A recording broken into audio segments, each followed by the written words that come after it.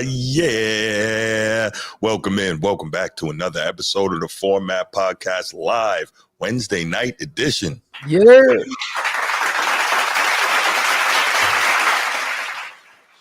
And if you missed myself and Ryan Langford last night breaking down week 2 of college football and previewing week 3, go back and check that out. Everything's available to you on the channel. But go Irish.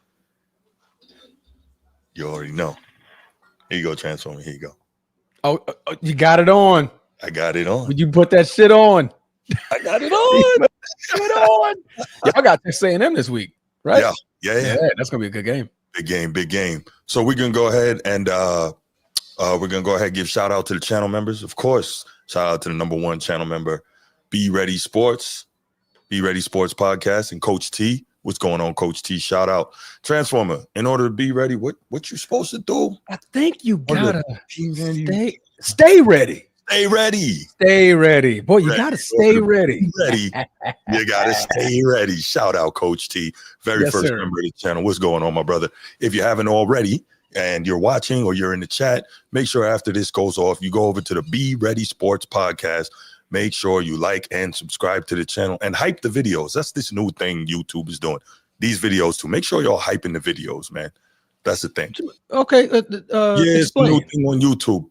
It's creators with channels, I think between 50 and 5,000 subscribers, I think. Those small channels. No. 50,000 subs. It's basically small channels. There's a little thing on the bottom where you can hype a video. And hyping a video, the more hype it gets, it goes to the top of the leaderboard. And it doesn't technically affect the algorithm, but the higher it is on the leaderboard, more people will see it, and it'll get you more traction. So it will help. Let me give the public a more. Hyping YouTube videos refers to a new feature where viewers can provide free hype points to emerging creators to boost their videos on a weekly leaderboards, which are country-specific and highly promising content from creators from 500 to 500,000. Viewers can hype up to 3 videos a week, and the value of a hype point increases for smaller channels, helping to level the playing field and increase visibility for new talent. Boom. There you go. I did not know about this. When did this come out? Yeah, so you like the videos, hype the videos, man. Hype the videos. But yeah, shout out Coach T and the Be Ready Sports Podcast. Why? Because what the Be Ready Sports Podcast is doing is it is highlighting the youth who are putting in that work and coming up so that hopefully one day we can be talking about them on our shows. And Coach T does a really great job with that. So make sure you like and subscribe and hype his channel and his videos as well as ours. Absolutely. All right. It's not that serious. What's good? It's not that serious. Thank you for your support from day one. Appreciate you as well. Chief Sid Bubba, you already know what it is. Thank you for everything that you did and continue to do. Thank you for the support. And of course, shout out to the boys from Annapolis. Anchors away, my boys. Anchors away. My bad, man. Go ahead, man. Ready to. Before I get too hyped up, man, because we gotta put the whooping on y'all again in December, man. It's coming soon, boy. We gotta get right. We're gonna reset the clock. Yeah, man. We're gonna reset the clock, man. Yes, sir. And finally, shout out Baltimore Bruce. What's good, Bruce? How you doing, man? Always harassing me in the inbox, but that's all right though. It's motivation, it's support. You always you keep me pushing and keep me on my toes, and I appreciate that, man. So thank you for the support, y'all. Appreciate all of that. Salute, right. Sid Bubba, man. Sing it, shit, mate.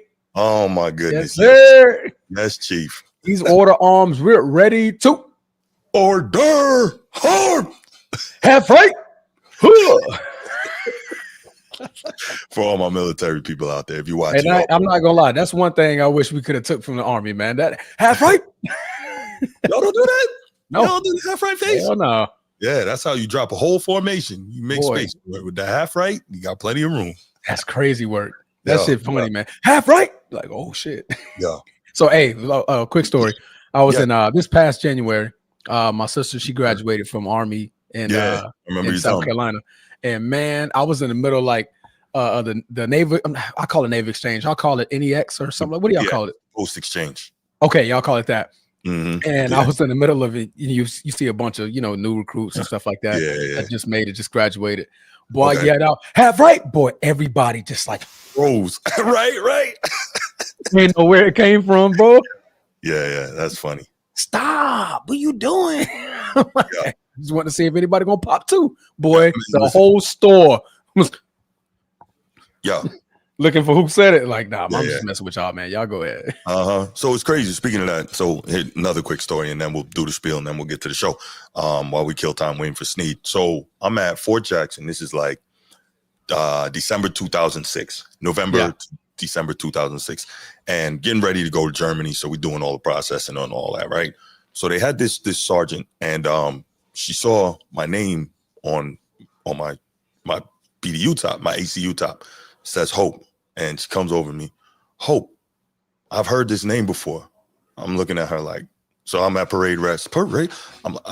I'm sorry, Sergeant. I don't think we've met. I don't know you. Yeah, my husband told me about you. Who? So it turned out she was married to one of my drill sergeants, right? So I'm like, she's like, she points to her thing. Her name is Sergeant Riley. I'm like, Riley, husband? And it's still not all clicking. Drill Sergeant Riley? Oh, Drill Sergeant Riley. I was like, okay, Sergeant, roger that. She calls him on the phone, right? She calls him on the phone, and he starts messing with me on the phone. On the phone, I'm standing there still at parade rest, and he's like, "You trying to talk to my wife, Hope?" I'm like, "Negative, Sergeant. No, your wife came over to me. Set up. It was a setup. Right. Set me up nice, right? Comes over, and then he's like, "You better be at parade rest talking to that NCO, Drill Sergeant. I am." Guess what this man did to me on the phone? Have right. Have front, front leader rest position, move. This dude dropped me on the phone. Yo, that's wild work getting dropped over like the phone, boy. He was messing with me. He made me do like 10 and get up, but recover. I was like, this dude really like. I was like, you gotta be kidding. Dropped you on the phone, G. Yeah. It was only maybe a few months after I had gotten out of basic training. I think we graduated in like May, and then me and G, we went to signal school together. That was like 5 or 6 months, and then I'm getting ready to leave to go overseas. Yeah, she walked up to Hope. I know. I was like, so that's the difference. So Army, y'all can still do that even post graduation, post school, even when you're in the fleet, you can still get half righted. Oh yeah. They probably can't get away with doing it now because everything's all different now. But he did it to me. I mean, that was my drill song. What was I going to say? No. You know what I'm saying? Like, hell no. Get out, beat your face, private. Jeez, that's crazy work, bro. Mm-hmm. That's crazy work. It was fun though, man. Those were good times, man. Salute to them Army guys, man. Salute to my brothers on the other side, man. Absolutely. No doubt, man. Salute to the boys from Annapolis. Absolutely. Oh man. Yes, Edward. Yes, that's correct. Anyway, let's go ahead and we will play the spiel, and then we'll start going with these quick hits. Why? Gotta be careful with that, dude, man. If you're watching here on YouTube, make sure you go ahead, click that subscribe, that like, that notification bell. Make sure you're kept up to date whenever we drop new content on the channel. If you want the audio only version of the podcast, open up your audio podcast platform, hit the search bar, type in The Format Podcast. We should come right up. If you're enjoying the content, make sure you give us a like, leave us a 5-star review, and drop a comment. All that stuff helps us rise in the algorithm, helps us find more sports fans, helps more sports fans find us. Make sure you write it down, put it in your phone, make a note of it. The Format Podcast is live Sunday mornings at 10 a.m. Eastern. And finally, if you're really and truly enjoying the content we're delivering you, make sure you hit that join button. There's going to be exclusive content here just for you. Who? You. Who? You. You see it. You see me. You see the Green Bay finger pointing at you. I see the Green Bay finger. Hit that like button. They see the Green Bay finger too, Transformer. And hit that share button. Don't forget to subscribe to your favorite channel, man. Let's go. Let's go. All right. So we got a couple of quick hits here. You want to do yours first, Transformer? Yeah, man. So our guy, Tyreek Hill.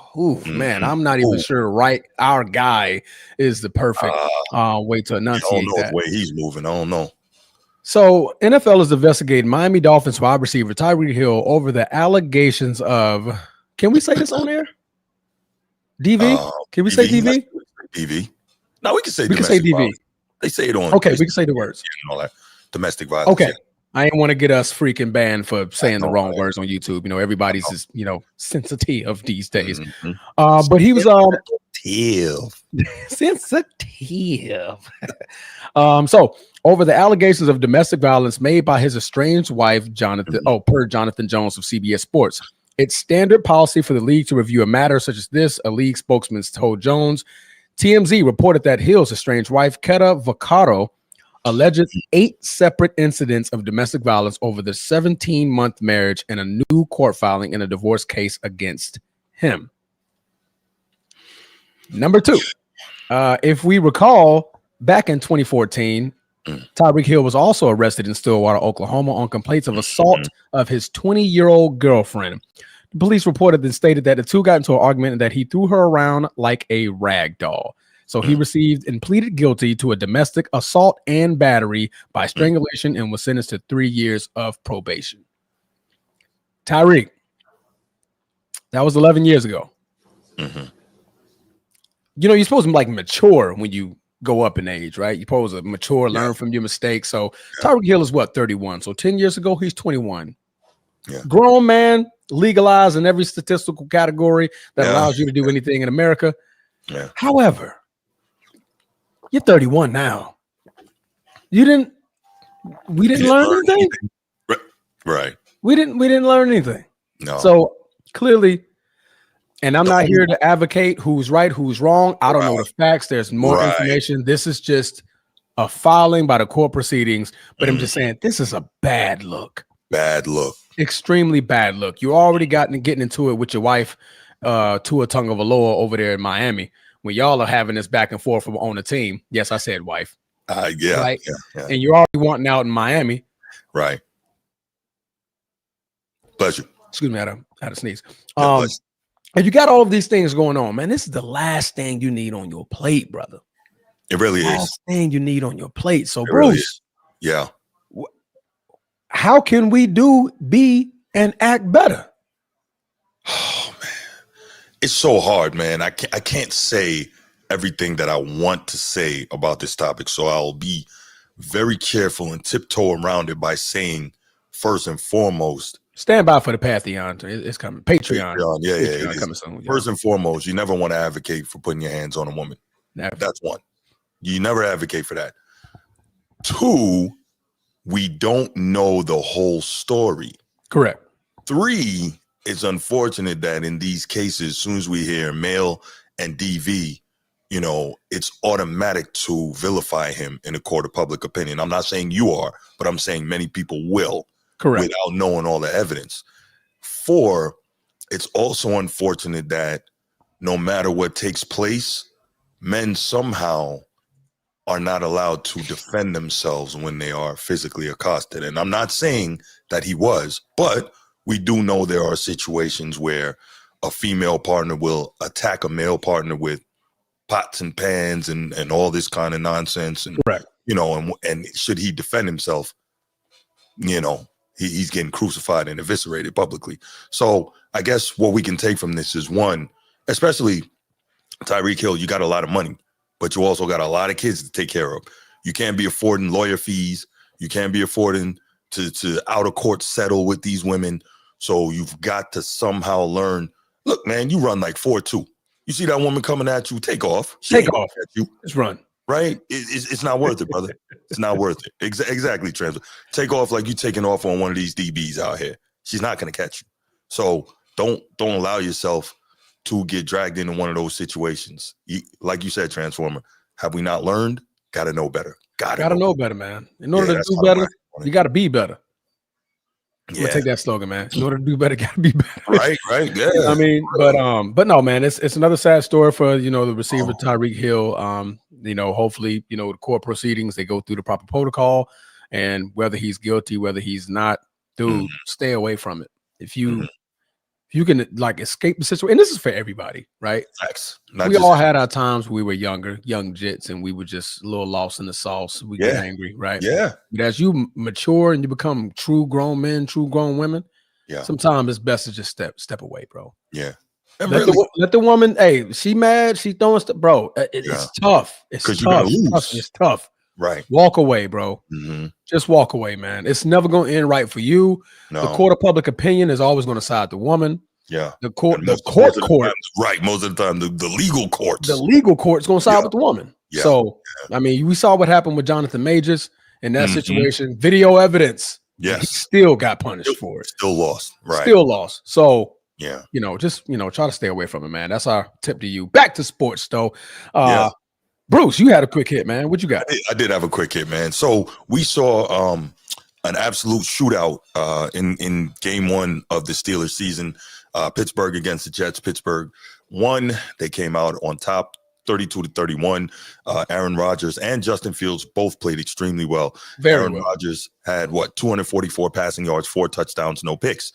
So that was his first game like that since 2021 with Green Bay. I believe that was the MVP season you said, Transformer? Correct. Right, his final MVP season, presumably.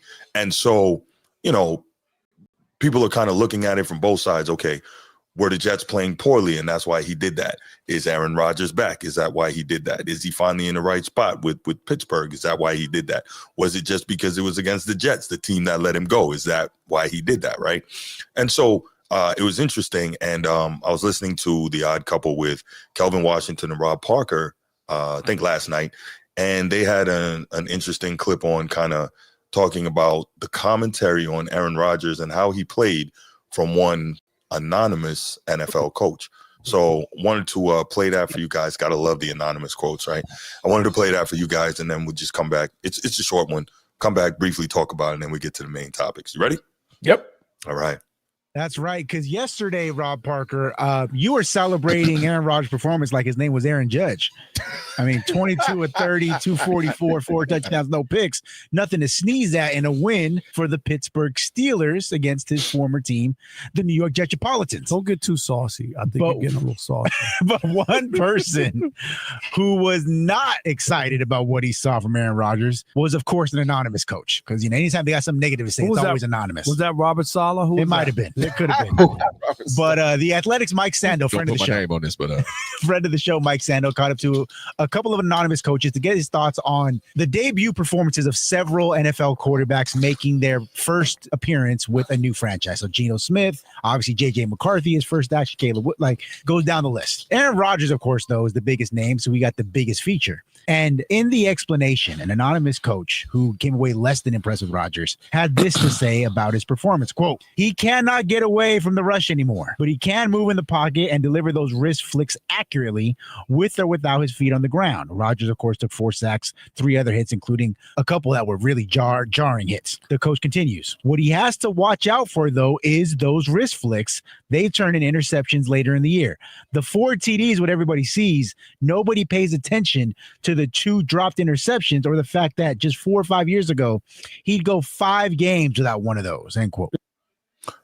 What's your thoughts on that, man? You know Aaron Rodgers about as well as anybody, being go pack go like you are. What is your thoughts on what that anonymous NFL coach had to say? It didn't seem scathing. I didn't think it was that bad. He did the same thing in Green Bay. Mm-hmm. There were games where Aaron Rodgers had 3-4 touchdown games, and it was a couple of passes that were dropped by the defense. Is that like every game, though? That's every game. Pat Mahomes had it. Jordan Love just had it last game, right? Every quarterback, they're going to be some players we're like, man, that could have been picked off. Well, that should have been picked off. The defenders drop the ball all the time. Right. I can go down Tom Brady. You know what I mean? So, to say something like that, that's just it's disingenuous because every great quarterback goes through it. Aaron Rodgers did the same in his MVP season. Yeah, he had 46 touchdowns and 45 and 6 interceptions. It was multiple passes that could have been picked off. They just dropped them. So to say something like that is to me, it's just being disingenuous. That's all. I think I agree. Maybe this guy has some type of long-standing issue with Aaron Rodgers, and because, you know, he was unnamed. He just took an opportunity to say something. But Yeah. did he say anything we don't already know? Yeah, he's 41. Yeah, he can't move like he used to. Yeah, he still has the arm talent to make these throws. Yeah, some of these throws without the legs that he once had can lead to more turnovers than he once would have given us. Like you're saying, okay, what are you saying here that's insightful that the rest of us can't see, right? Like that's not a big thing. But yeah, I think that the guy thought he was in a position to take a shot that he probably has been wanting to take, but I didn't think it was that serious. And like you said, it was disingenuous. So yeah. That's my take on it. Yeah. So, yep. I think you're 100% right on that. So, salute to Aaron Rodgers, man. 4 touchdowns, 0 picks, man. 41 years old. Boy, turn back the hands of time. Yeah. That's what the game is about, bro. Absolutely. I am curious, though, to see, okay, cool, he did that. How many more of these type, not necessarily 4 touchdowns, no picks, but how many more of these, you know, high-level type of games are the Steelers going to get out of him this year? Because, well, obviously, I don't want them to get too many. They're in the Ravens division, right? But, you know, how good will he be? And what will that do for the Steelers? You know, Steeler Nation and, of course, Coach Tomlin, I don't think they've had a playoff win since, 2017, 2016? Yeah. Big Ben. Yeah, they're dying for that, you know? Yeah. I don't think that anyone believes they can win the Super Bowl. And so we'll see. We'll see. But yeah. I mean, my thing is, yes, if you're Mike Tomlin and if you're Aaron Rodgers, you don't want to have to do it, right? Okay. The Steelers are known for their defense. Yeah. They're known for their defense. The only reason Aaron Rodgers had to score 4 touchdowns and 0 picks was because what? The defense didn't play like it normally does. Defense gave up 30-something points. Facts. So I gotta go be Aaron Rodgers. And so if I'm the Steelers locker room and I'm looking at Aaron, thank you. Yeah. Because boy, we shit the bed on that one. Like we over here, we talking about, oh, you only came here to blah blah blah. He can't do it no more. He in week 1, he showed you. If I need to take care of business, I can go take care of business. There you go. Defense, do something. Please, defense, go do something. So, yeah. Did you mean to put that up there? I don't think you meant to. Oh, I think I hit a hotkey by accident. Yeah, you did. I gotta figure out what that was. I got you. Appreciate it, though.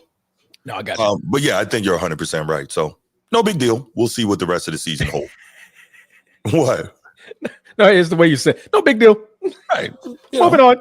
Yeah, outstanding game 1. It was a great game, man. I watched it. I definitely had that on the big screen. Definitely had that on the big screen. Yo, question. What size is your big screen, man? On the monitor right here. My big screen is 77 inches. That's it. That's all the way in the freaking living room. Yeah. Yeah, I got about my man. I really want an 80, 85. I was gonna get money, man. I ain't gonna lie to you. It was so I got a 77. I think it's an 82 inch that I wanted to get. Okay. For 5 inches. And this is gonna sound like some OnlyFans type stuff. For 5 inches was another $1,200. Nah, ain't worth it, man. For 5 inches, bro. I was like, bro, but TV already 2,700. I'm like, I'm not paying $4,000 for 5 inches. Oh, hell nah. No, sir. Nah. I copped that 77 so fast. I'm like, nah, bro, I'm good. For 2,400, damn. Was that man, it's LG? No, it's an LG. So it's like one of the. It was voted for like years in a row. One of the best. Yeah. Yeah. Because I was at the NEX the other day. Me and Ben were in there. We were looking at TVs. I got it out of the NEX. Yeah. They had like an 85-inch. I think it was on sale for like 14 and change. Did you see the 98-inch that's in there? No. They have a 90. But when you walk by it at the NES Jacks. Yeah. You walk by it. Yeah. I was just in there this past weekend. Okay. Humongous. I looked at my wife. My wife looked at me. She's like, no. I'm like, I want it. 98. That's 98 inches, bro. Yeah, watching sports on that is amazing. You can see like every blade of grass. So it's like you got to turn your head to see the other side of the TV. Yeah, for real. It was crazy work, man. Yeah. All right, y'all, but we got distracted talking about TVs a little bit. Let's go ahead, y'all, and get to these main topics. So let's start it off, man, with what was the game of the week, right? Yeah. Before we even, would you agree with me that Buffalo and Baltimore Sunday night was the game of the week? Without question. Okay. Yeah. I thought, and don't get me wrong, there were some great games all weekend, no question. Yeah. This one, though, was up and down, exciting. I mean, and we saw Josh Allen put that cape on, man. You got everything from a football fan that you wanted to see in a football game. You got the highlight plays, the drama, the big comeback. runs for a long one, the breaking out the pocket, the hero ball. I mean, good hits. Like it was everything in a football game that you want to see. Taking advantage of the turnovers. Exactly. Scoring, clutch plays. The kicker winning the game at the buzzer. At the buzzer. Yeah, it was everything, bro. That game had everything. It really did. It really did. And Buffalo, Buffalo ended up winning 41-40, I believe. 41-40. And that was just an incredible game. And quick side note, just looking at the way Lamar Jackson played, flawless. Looking at the way Josh Allen played, flawless. I mean, is it too early to say we're looking at the two top MVP candidates again? That was actually going to be one of my topics that I was going to ask you earlier. Like, are we already having the MVP conversation with Josh Allen and Lamar? I think we already are. We already are. That was a game right there, man. Derrick Henry would have been in that conversation if he didn't fumble the ball. Right. Yeah. But, you know. Yo, so you know that Baltimore in this game, man, and they are the first team in NFL history to score 40 points, rush for 235 or more yards, and lose the game. Yes. Never happened before. That's been the biggest stat told by everybody. Okay, there you go. So, right. Yeah. So I'm like, that's bonkers. But so I guess what you can see on the rundown, right, is John Harbaugh on the hot seat. Now, John Harbaugh and the Ravens won the championship in 2013. That's 12 years ago. A championship would get you a long runway in the NFL. 10 years at least. Right. Because we know how difficult it is to win, right?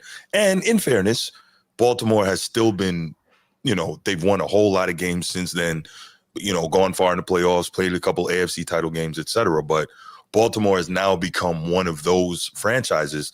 And obviously with the amount of talent that they have on those rosters, and of course, Lamar Jackson, who is, if Josh Allen is Superman, and I'm not saying he is, but if he is, then Lamar Jackson is clearly the Flash, right? At the quarterback position. And I'm not saying the Flash just because he's so fast and an elite runner, because as I've said time and time again, he can also slice and dice you from the pocket now, which is what I love to see that, right? And so when you look at these two, they're going back and forth. But yeah, Baltimore is they're a team that big things are expected of them every year. They are expected to compete for or go to a Super Bowl, right? It's to the point now that it's Super Bowl or bust for Baltimore. It really is. We heard Terrell Suggs say that just the other day, right? Winning the division isn't good enough. Winning a playoff game isn't good enough. Winning another MVP for Lamar, that's fantastic for him and for his Hall of Fame credentials, but that's not good enough. And Lamar knows that. We've heard him say it. We know how badly it burns in him as a competitor. We know how badly it burns in him to go to the Super Bowl and win a championship and bring it back to Baltimore. And I love that because you can see the fire and you can see how bad he wants it, right? Yeah. The only thing left now is for him to get over the hump, and we know what the hump is, right? The hump is Mount Mahomes. Right? Mount Mahomes. Literally, that's the mountain. Correct, right? Everybody's scaling Josh Allen. Same thing for Josh Allen. Yeah. Josh Allen has been a tremendous playoff performer, and we can say fairly that he hasn't had the weapons or the team that Lamar Jackson has consistently had, but he has played tremendously in the playoffs. So he's another guy, but he can't quite get over Mount Mahomes, right? Yep. The hump. So that is one of these guys is going to eventually do it. But let's get back to Baltimore. So if we remember, back when Flacco was still with Baltimore 2017, right? Yes, that was Lamar's rookie year. And Lamar ended up taking over, I think, late in the season. If not for Lamar Jackson, John Harbaugh, despite that Super Bowl, he was en route to getting fired. Yep. He was going to lose his job. So that's part of the reason I think why he shows such unwavering confidence and such undying support for Lamar Jackson. Lamar Jackson has put many millions of dollars into the Harbaugh family pockets. Wouldn't you agree? Yep, absolutely. Yeah. So anyway, we see all this, and the question now is John Harbaugh on the hot seat? And we have some sound for ESPN from ESPN Unsportsmanlike with Chris Canty, Michelle Smallman, and Evan Cohen, and we'll get to that. But I've been talking for a while, man. Transformer, what are your thoughts on whether or not you think John Harbaugh might be on the hot seat with just how good this team is and how many great rosters they've had and what we keep seeing happening to them? This is a good one. I'm not a Baltimore Raven fan, but I do like Lamar Jackson. I do like watching the And you Baltimore can be objective Ravens. because you're not a Ravens fan, so you can just tell me what it is. Let's go down a rundown. His last Super Bowl was in 2012. Yeah. 2013, 2012 season, right? 2012 season. Okay, so 2012 season, that was his last Super Bowl, right? Yes, sir. Since then, he's only had 2 losing seasons. Right. Only 2. Lost in the Western Conference Finals, lost in the divisional round, didn't make the playoffs, lost in the Western Conference Finals. AFC. You said Western Conference. I keep saying Western Conference. My bad. You think about what? Man. WC is wild card. Jesus Christ. I'm like, yeah, he made it to Western Conference Finals. Right. Let me start over. Yes, sir. So since the Super Bowl, lost in the division round, 3 years didn't make the playoffs, lost in the wild card game, lost the divisional round, didn't make the playoffs, lost the wild card game, finally lost a conference championship game, then lost in the divisional round, and now we're in 2025. That's rough. Yeah. That's rough. 2 out of those years since the Super Bowl, you've had the MVP twice. Right? Having the MVP, you should at least be in contention, meaning conference championship. Yeah, absolutely. Multiple times. Yeah. I think that's only fair to say, right? Right. Or at least competing in that game. Then you go back and you look at the playoff losses. What can we attribute to the Baltimore Ravens playoff losses over the last couple of years? Unfortunately, Lamar Jackson not being quite to the level that he is in the regular season. Okay, so in that point, would you give Harbaugh a pass for, he's improving, but my quarterback's just not ready? So who does that fall on more, the quarterback or not Josh Allen, Lamar Jackson? Okay, so I think Lamar has to shoulder some of that blame, right? Because as we talked about, the drop-off from his regular season production to his postseason production is large for a guy that talented, right? But correct. For instance, what was it, the AFC title game 2 years ago, when 2023. Yeah, when for whatever reason Todd Monken mysteriously decided to abandon the run. He forgot how to run. Yeah. Right. So that right there is when, as the head coach, John Harbaugh is supposed to say, hey, scrap what you're doing. This is what's going to happen. Let's get back to Raven football, right? So I think that he has to take the L on that. Because John Harbaugh didn't stop the bleeding when that was still close enough to be an opportunity to win that game and go on to the big one. So and remember, Lamar Jackson, I believe in his career, is 23-2 all time against the NFC. So whenever he gets to the Super Bowl, he's going to win. It's a very fair assumption. Okay, but it's a very fair assumption.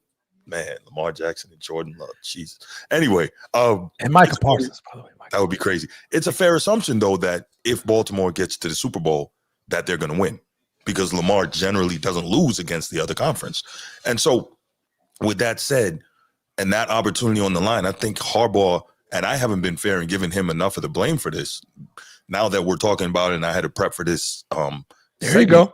Yeah. He should be getting more of the blame for it, especially in that one. In these games, sometimes as the head coach, you're the man. It's all on you. You have the responsibility and you have the power to say, nah, we're not doing that. Scrap that. This is what's going to happen. And sometimes he doesn't do that. Stuck in your ways. What happens with championship coaches that after the Super Bowl, 5-10 years down the line, what happens to NFL coaches that are stuck in their ways? They get fired. Mike McCarthy. Bill Belichick. That's a great one. 6 Super Bowls. 5 years of stuck in my own ways. Out of there. Gotta go. Yeah. Right? Victim of your own success is the term. Exactly. You're a victim of your own success. The success he gave you back in 2012, the 2013, 2011, 2012 Super Bowl, however you want to label that, right? Yeah. You look at what you've done for me thus far, and all I see is losses in the first, maybe, or possibly the second round. You got the MVP twice, and you've had a stacked roster. At least I would say four out of those last 10 seasons. You've had a stacked roster to where you were able to compete, get it done, whether it was your defense that was top 5, or now it's your offense that's top 5, top 2, or possibly the best offense in the league. Right. This year, This is his last season. Ooh. If he doesn't at Okay. least make the conference championship. Okay, I can see it. And that to me is iffy because depending on how you lose that conference championship, Right. you're fired. Yeah. If you lose it and it's just like this Pat, too great a quarterback to be wasting his time. exactly. If it gets to a point where offensively you guys are clicking and it's just key mistakes, a drop or a fumble, like that's not on coaching. That's the player. That's turning over the football, right? And you did your best. Not on coaching though, huh? Is turnovers not on coaching? Right. Think about it. Like a random fumble. That's not on coaching. Well, I say that to say, if you can coach a team to force turnovers, why can't you coach a team to protect the ball better? Right. That was one of the things Belichick was great at. His teams rarely turned the football over. Right. I think you can coach that. Okay. Maybe you're not understanding what I'm like. Derrick Henry. I'm not gonna blame that on Harbaugh. No. So like in that case, like if it's just like one of them, like, dang, that was just a good tackle, head on the football. Like it wasn't nothing he can do in that situation that he could have not turned over the ball, right? It's turnovers like that. Unless it's something like that, I'm like, okay, I'll give the coach a pass. But if he goes on there and he stinks it up in the Western Conference, you're out of there. If you don't at least make the Western Conference championship, the AFC title game, the AFC title game, right? He's out of there. They want ever since Lamar Jackson has started this run, he's made it to the Western Conference. Jesus. Oh my God, basketball's in my brain. Wild card, conference champ. So there's been a growth pattern for Lamar, stepping up. The Ravens getting further. Now, last year you lost in the divisional round. Now, if you lose in the divisional round again, you're out of there. Yeah, because now we're not going anywhere. We're going backwards. I think the only question is if you fire him. This is the one thing I know you've heard me say it before. Who you bring in? That's it. When you fire a guy, who do you bring in? You can't just, I mean, it's one thing to say you're not getting the job done. This team has too much talent, but who do you bring in? Because when you fire a guy, normally you upend an entire staff. So everything is new. So it's like, I'm not saying he shouldn't get fired if he doesn't get it done. I'm saying when you fire a guy, it becomes difficult. That's what I'm trying to figure out. Yeah. I mean, in this case, man, it would all depend on how your season go. Obviously, I mean, you guys are offensively sound. Last 3 years, you finished second, third, fourth in offensive ranking, right? Yeah. If it's your defense, get a defensive coach. Yeah. You don't need an offensive mind. I'm not going to say a strong offensive mind for a talent like Lamar Jackson. Right. With Derrick Henry in your backfield. Yeah. You really don't need too much of an offensive mind. So depending on how the season goes, offensively, you guys see it. You got it. You got it offensively. Yeah. Now, if your team is still giving up 40 points, I need a defensive mind in there. Yeah, no doubt. I need a defensive mind. Yeah. Sneed, man, welcome to the party. Hey, man, good to be here. Sorry I'm late, boys. All good. Well, look, you're here. Let's get your thoughts, man. Fellow AFC North guy. Is John Harbaugh on the hot seat, especially given, and we haven't even heard the sound yet, but especially given, what went on the other night and how many double-digit leads. Matter of fact, I'll give the stat. I want to say, since John Harbaugh has been the coach of the Ravens, that's the one. 17 second-half double-digit leads resulting in lost games, which is the most in the NFL by any coach in the last 35 years. Oh, that's a bad stat. On the hot seat? That's a bad stat. That's coaching. That's right. Definitely coaching. Right, Edward? Is that coaching? That's definitely coaching. Yeah. What you guys need? Couple of things. Number one, only dysfunctional organizations fire coaches midseason. Like it has to be so egregious, so despicable. There has to be something so underlyingly bad of an infraction that you would have to dismiss a coach midseason. So just even thinking about that part, I'd say just throw that out the window. Yeah, I don't think we're assuming. This is definitely postseason. So that's where the conversation begins. Is if we don't see a level of success that's showing progression, right? Because that's what this and at this point, MVP quarterback, right? AFC championship games, Super Bowl visits, all that's left is a championship. Yeah. 1,800 plus yard running back. All that's left is to win a championship. Yes. If they don't win a championship this year, yes, the conversation about do we make a change is legitimate because it appears like you're stuck with him. Right. Like we're stuck in this situation. There might be someone, but I don't. Who's out there that's better?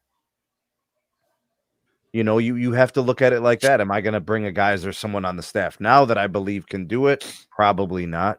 Is there someone from the college ranks I could bring up? We've seen that play out in the league and not really seeing a lot of success. Guys coming from college don't all of a sudden start winning Super Bowls. Yeah. It's been what? Pete Carroll won one. Yeah. How long ago? Johnson, Right. And then Harry Switzer, there's only 3. yeah, so like, am I gonna start reaching? Like what am I gonna get with the replacement? I don't know, man. It's tough. And that's what I said. Yeah, it's tough. I mean, Yeah. I wouldn't be calling for his job right now. No, not at all. The conversation between John Harbaugh and ownership and the GM in the offseason probably is pretty heavy.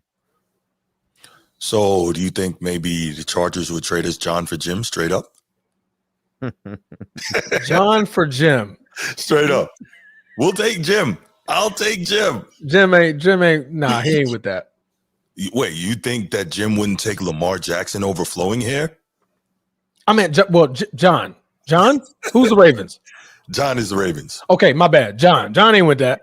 What's up, And boy? so his brother can come over there and do something that he couldn't? Well, he did win a championship there, so I mean, Come over here and do something that I could. So you're going to show that you're the big brother now?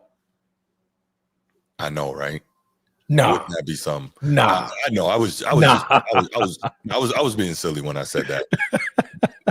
Maybe I was speaking to my own subconscious desires. Pause. That you want Jim so bad? Right. Man, let's Pause. get Jim, man. He knows how to run the football. He sure does. You will never maybe to a detriment. Like you should have thrown it right there. Nah, we gonna run it. Well, we're running it. Right. You know it's 3rd and 8, right? It's a good run play there Don't somewhere. run it anyway. Right. You will never. Kaepernick can get that. Right. You'll never ever have to worry about freaking Jim Harbaugh foregoing the run. But no. I definitely think that Harbaugh is on the hot seat again after the season ends. But like Transformer and I were discussing before you got here, Sneed, it's a function of even if you get rid of this dude, who is going to be the replacement? I don't think there's a viable one out there. Is Sneed frozen? He is. Not yet. Is he frozen? Yeah, he's definitely frozen. Moved in like. I thought he was just staring super hard. He's just man focused. When I haven't seen him blink for a while, I'm like, okay, he's frozen. Like he's really invested in what we gotta say. Oh my gosh. Oh my goodness. Edward, what are you talking about, man? What are you talking about? I'm gonna try because this just looks embarrassing. He's not blinking. Oh, there we go. Is he back? I thought Did you do that? Yeah, I put him back on the stage. All right, No, he's not back yet. No, well, it's not moving. It's still the same. Okay. All right. Well, Sneed will be back shortly.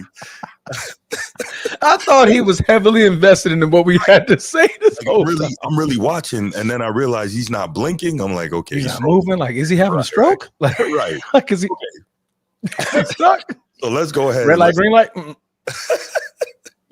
Let's listen to the commentary from ESPN, unsportsmanlike Chris Canty, Michelle Smallman, Evan Cohen, and Chris Canty, former Raven himself. So let's hear what he has to say, what they have to say about this. It's about a 2-minute. According to ESPN Analytics, the Ravens' win probability was 99.1% with less than 5 minutes to go at the 4:48 mark in the fourth quarter. They had a 99% chance of winning the game. So the Ravens scored on 7 of their first 8 possessions. Real quick, there was all that big argument last year about the MVP, Lamar should have won it. Just a lot of people felt like Josh Allen stole it.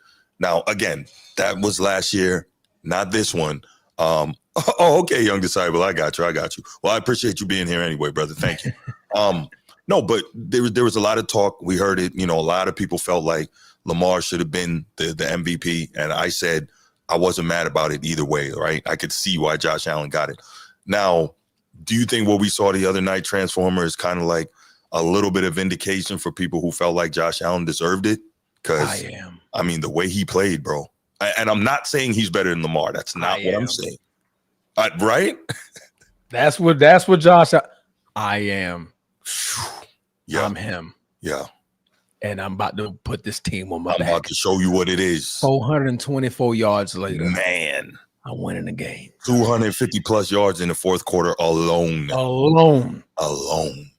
Like, I'm about to cook. right? Watch me work. What do they say? Crack the door. I'm gonna kick it open. That's what he did. They cracked it with that fumble, and he went nuts. But let's Mind go. you, their leading rusher was 44 yards. That was James Cook. He had 30. The rest of that, I'm him. I'm him. Right. All right. Let's continue with the clip.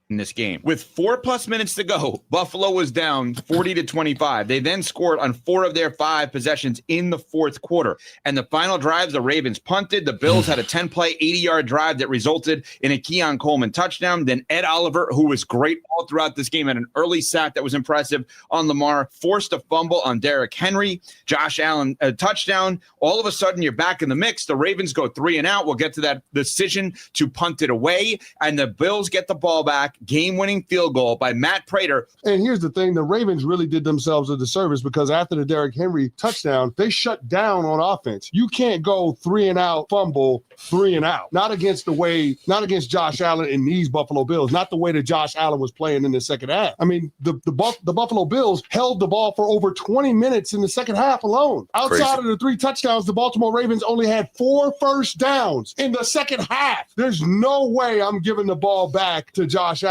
with that time. I've got to find a way to be able to convert on that 4th and 3, even though I'm backed up deep in my own territory. You had to win that game. That's not one of those that you can avoid losing. You have to go win the game. And in that instance, John Harbaugh's got to make a different decision. And I get it. Hindsight is going to be 20/20. Sure. But you have to be able to feel the heartbeat of the game if you're the head coach. And I thought Harbs missed the mark just a little bit by deciding to punt the ball back to Josh Allen, just the way that Josh and that Bills offense was rolling in that fourth quarter. The Ravens have now lost 8 games since 2021, which they had a win probability of at least 90%. They get in their own way. And so to see a huge game last night on the road versus a team that's going to be in the mix against you to get to the Super Bowl where you have self-inflicted wounds again, that's problematic. That's what we talk about when we say, should Harbaugh be on the hot seat, man? A lot of this stuff is coaching. These type of late game gaffes, these type consistently, now it's to the point of realistically, it's consistently giving away, these late game leads and losing these type of things. It's coaching. And I don't know if I said it on this show. One of the things I said is that, first of all, Harbaugh is a special teams coach, right? So I think that he needs to work up some special teams trick plays or some gadget plays on special teams in order to try and facilitate some extra possessions for situations like this. Also, I think that he needs to get with Zach Orr, the defensive coordinator, and they need to start making a focus on trying to force turnovers, whether it's like, okay, remember in college football, Frank Beamer, that coached Virginia Tech for years and years, right? I remember he had his specialty called Beamer ball, consistently leading the country in non-offensive touchdowns and points scored, right? This, I think, is something that you need to try and incorporate because, as you see, the Ravens have a habit of giving these games away. So you need to find a way to manufacture non-offensive points. You need to find a way to manufacture extra possessions, right? And this is something I talked about. And I know you guys are going to get sick of hearing it, but I look at my Irish last year, and if I'm honest, they shouldn't have been in the national championship game. But guess what? They led the league in the country in turnovers forced last year and points off of those turnovers, right? What did the defense do? Gave their offense extra opportunities, right? And I'm not just saying this because I love Notre Dame, but, in terms of football, it was a recipe for success. Now, you can't live on that, right? But if you make it a regular part of your training and a regular part of your gameplay, it can help you a lot. I mean, do you guys think I'm way off on that, or do you think this is something that can be instituted? Because if you're talking about Harbaugh having issues with coaching, these are all things that you got to start trying stuff. All right. I mean, you were good until you started saying the Notre Dame stuff. But Sneak, go ahead. Fair enough. I'm gonna just look at the game to see what went wrong technically. I mean, we watched the game, so we know like what happened and how it all happened. But are we going play by play? No. But the Ravens lost 1 fumble. Right. 1. The Bills lost none. We know what turnovers do. That's what this boils down to. And at an inopportune time. Okay, so Josh Allen gets the ball back. By the way, how many quarterbacks can do what Josh Allen just did? Very, very few. One. So here's Josh my Allen point. You got want to me the to Mahomes you want me 82. to you want me to reconstruct my defensive philosophy because what Josh Allen just did to me? No, I want you to augment your defensive philosophy based on what we see as a cultural issue. I think Something a that's more cultural problematic. issue would be something like the 7 penalties they had. Mm-hmm. See, I can collectively good point. look at this. I can collectively look at this and say we had 7 penalties, Okay. which it added up to like 50 some yards. Mm-hmm. You had the 1 lost fumble at the worst possible time from Mhm. the best running back. Yeah. So all those things, bro. Third down, they were 6 of 11 on third down, so that's not bad. You're Right. better than 50%. Right. The first downs in the second half is probably what costed them because time. Baltimore didn't get the ball back. Mm-hmm. Josh Allen was the last one with the ball. Pat And then your Mahomes defense was bending. It was bending. It didn't break. I mean, hell, it was like a shoestring tackle, but I'm just saying it was bending for the whole second half. Right. So what was the defensive coordinator calling differently? I mean, is it really that Josh Allen all of a sudden decided my time now, it's the second half? It's a lot of things. This is a soup. This is a soup of things. We could come up with 3, 4, 5, 6 things. So augmenting the defense, what are you going to do, Bruce? You want to coach them to punch the ball out better? What do you want to do, sir? I mean, but aren't those little things that you can add in there, though? Right? You could try, but it was a fumble loss that dictated this game. No, I totally get it, but I'm not just boiling it down to this game when we're talking about Harbaugh being on the hot seat. This is just the latest in a series of these type of events that have happened, right? And when you have a series of these type of events that happen to one team, who has to be responsible for that? The coach. I'm looking back last year, and I remember throws that were perfectly thrown by Lamar Jackson that were dropped by the receiver. Mm-hmm. How much of that am I going to put on John Harbaugh? Right. I mean, I have to look at each situation. What happened? Because if I can point back to John Harbaugh, Bruce, your points are valid. If I cannot clearly point to John Harbaugh as being part of that problem, then this is just me putting the blame on the guy who's coaching. It's not really putting the blame on the guy who's for blame. Yeah, but when you're in leadership, it kind of falls on you, right? So what you're going to end up doing then is cutting off your nose to spite your face. Maybe so. That's the risk that you would run. You know what I'm saying? I'm not saying here that Harbaugh's got to go or that they should fire him. I'm playing devil's advocate here and asking, should he be on the hot seat? You know what they need, Bruce? What's up, man? They're going to need a win just like this to erase this from people's memories, to convince people that they can win close games. They're going to have to beat a really good team the same way they just lost. But they're going to have to do that in the playoffs, though. Sure. You know what I mean? Sure. Right. But that's the only way, or else everybody's going to have that in the back of their mind, like they could do this again. Well, the scary thing is, to me, it doesn't matter that everyone has it in the back of their minds. What matters is that Josh Allen and those Bills have it in the back of their minds. Like, we can beat these guys, you know? We don't have to be afraid of their big, bad Raven roster when they come in here. We can beat these guys. We've done it twice in a row now, you know, and we've done it in incredible fashion, arguably both times. So I don't think the Baltimore defense is as bad as the second half of that Bills game.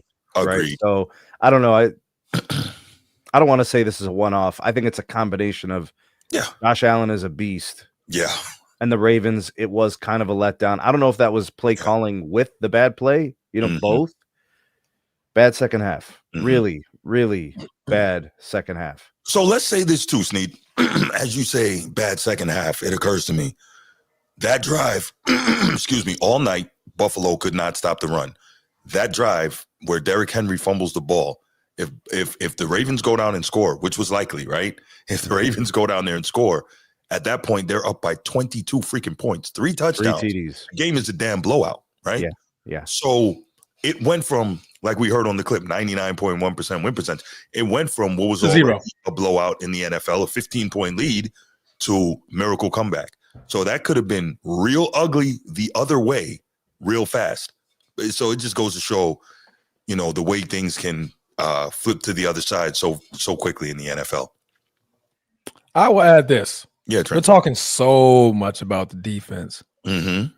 I'm blaming that offense. Well, the fumble and then also 40 no points. first downs, right? Going 3 and The out, right? fourth quarter, Yeah. I'm blaming that offense. Talk to You me. played to not lose. Yes. You didn't play to win. That's one of your major problems. You Mhm. played to not lose. We're gonna go back. This is the fourth quarter. Other than the big touchdown run for 46 yards, that was at the beginning of the fourth quarter. Right. With 12 minutes and I'll take that back. 11:42. Other than that, that's the biggest play that you guys had in the fourth quarter. I'm saying you guys as in Ravens. Yes, After that, you went 3 and out, 6 yards, fumble, 2 plays, 3 and out, 7 yards. What happened?